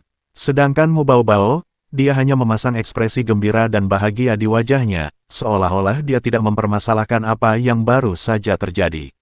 Setelah sejenak menenangkan pikirannya dan bagian tubuhnya yang lain, Lin Fan terbatuk dan bertanya, Guru, siapa musuh yang menghancurkan sekte ini? Ekspresi gembira dan bahagia Mu Baobao membeku sebelum dia menggelengkan kepalanya dan berkata dengan sedih, aku tidak tahu. Mereka adalah sosok berjubah yang menyerbu sekte kita, tetapi mereka semua memiliki kultivasi yang luar biasa. Mereka jauh lebih kuat daripada ketua sekte dan para tetua, jadi mereka mampu dengan mudah menghancurkan sekte kita. Lin Fan mengangguk sebelum berkata, lalu, apakah masih ada yang tersisa dari sekte kita? Mu Baobao ragu sejenak sebelum mengeluarkan cincin penyimpanan dan berkata, ini semua yang tersisa dari sekte kita, semua warisan yang bisa diambil telah diberikan kepadaku oleh guruku, pemimpin sekte. Lin Fan terkejut bahwa dia akan dengan mudah mengeluarkan ini untuk menunjukkannya padanya. Dia bahkan berpikir bahwa gadis itu agak naif. Lagi pula, selalu ada kemungkinan dia berbohong. Dunia ini bukanlah dunia yang ramah dan ada berbagai macam orang di dalamnya, tetapi dia mempercayainya dengan begitu mudah. Namun demikian, kenyataan bahwa dia mempercayainya memberikan perasaan hangat di hatinya. Adapun mengenai cincin penyimpanan, akan menjadi kebohongan jika mengatakan bahwa itu bukanlah tujuan sebenarnya sejak awal. Dia sudah mengetahui bahaya menjadikan Mu Baobao sebagai tuannya dan itulah sebabnya dia memutuskan untuk tetap mengakuinya sebagai tuannya. Lagi pula, tidak mungkin dia akan menerimanya sebagai tuannya hanya karena emosinya. Dia tidak lagi naif seperti saat pertama kali tiba di alam ini. Pertimbangan utamanya adalah, karena sekte itu telah hancur dan hanya Mu Baobao yang tersisa, itu akan sama dengan mendapatkan pengawal yang kuat. Lagi pula, dia bisa tahu dari ceritanya bahwa meskipun dia ingin membalas dendam, itu tampaknya sangat tidak mungkin karena dia tidak tahu kepada siapa harus membalas dendam dan tidak memiliki kekuatan untuk melakukannya. Dia juga menyatakan bahwa tujuannya adalah untuk membangun kembali sekte cinta, jadi dia tentu membutuhkan bantuan dari sekte tersebut. Berdasarkan fakta bahwa dia bahkan tidak bisa memberi makan dirinya sendiri, kecil kemungkinan dia memiliki sumber daya yang dapat digunakan untuk membangun kembali sekte tersebut. Itulah juga mengapa dia bertanya kepadanya apakah dia punya uang dan apakah dia memiliki tempat tinggal yang besar. Kemungkinan besar dia ingin menumpang hidup darinya untuk membangun kembali sekte tersebut. Meskipun membayangkan musuh yang kuat dan tak dikenal itu menakutkan, manfaat yang ia peroleh dari melakukan semua ini jauh lebih besar daripada ketakutan tersebut. Lalu ada fakta bahwa sekte cinta ini adalah sekte netral, yang berarti selama mereka tidak ikut campur, tidak akan ada yang mengganggu mereka. Ini akan menjadi sekte yang memiliki kebebasan karena mereka menjauh dari konflik, yang merupakan hal terbaik bagi Lin Fan. Dia hanya menginginkan kehidupan bebas yang terhindar dari konflik, dan sekte seperti ini adalah yang terbaik untuknya. Lalu ada juga cincin penyimpanan yang penuh dengan sumber daya dari sebuah sekte. Itu adalah sisa-sisa terakhir dari sekte tersebut, harta karun yang mereka kumpulkan untuk diwariskan kepada generasi berikutnya. Tidak diragukan lagi bahwa ada hal-hal penting dan ampuh di dalamnya yang menunggu untuk diambilnya. Tentu saja, dia harus memenangkan hatimu Bao-Bao agar dia mau berbagi sumber daya ini dengannya, tetapi dia yakin karena dia memiliki keterampilan menjinakkan pengukur cinta. Ia menemukan bahwa meskipun menjinakkan orang tidak membuat mereka menaati perintahnya, mereka menjadi jauh lebih reseptif terhadap permintaannya. Bahkan jika ada beberapa hal yang tidak mereka ikuti karena keyakinan mereka sendiri, ada banyak hal yang dapat ia yakinkan kepada mereka dengan mudah. Lin Fan sudah melihat peningkatan kasih sayangmu Bao-Bao saat berbicara dengannya sebelumnya, jadi dia yakin bahwa dia akan mampu menaklukkannya pada akhirnya. Bahkan, melalui percakapan mereka barusan, kasih sayangnya sudah mencapai 40 dan hanya perlu sedikit dorongan sebelum dia bisa menaklukkannya.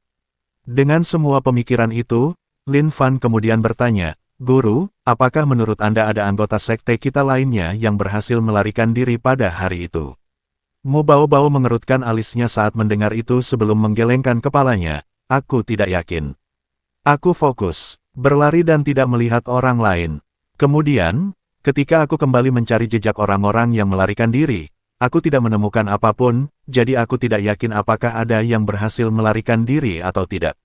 Lalu setelah menghela napas, dia berkata dengan senyum getir, "Tapi meskipun mereka berhasil melarikan diri, aku ragu mereka mau tetap bersama sekte kita setelah apa yang terjadi. Lagi pula, musuh-musuh sekte kita memang sangat menakutkan."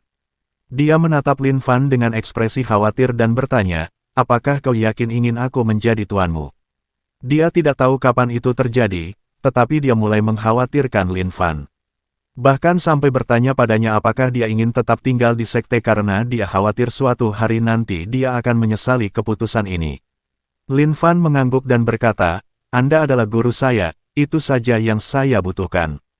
Mu Bao-Bao merasakan kehangatan memenuhi hatinya saat air mata kebahagiaan mengalir di matanya. Lin Fan tidak tahu mengapa, tetapi tiba-tiba ia mengulurkan tangannya untuk menepuk kepala gadis itu ketika melihat hal itu.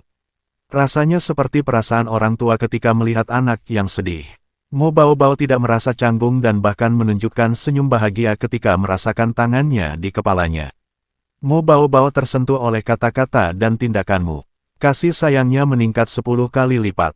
Target untuk dijinakkan telah terdeteksi. Apakah tuan rumah ingin menjinakkan Mu Bao-Bao? Lin Fan tak kuasa menahan senyumnya saat melihat ini sebelum berkata dalam hati, "Ya." Ada cahaya yang sama yang muncul di sekitar Mu Bao-Bao dan menghilang secepat itu pula sebelum Mu Bao-Bao muncul dalam daftar hewan peliharaannya yang telah dijinakkan. Lin Fan diam-diam merasa gembira karena ini berhasil sebelum dia menoleh ke Mu Bao-Bao untuk bertanya, "Guru, apakah ada teknik kultivasi atau teknik bela diri yang diwariskan di sekte kita?" Selanjutnya bab 141 Teknik Cinta 2.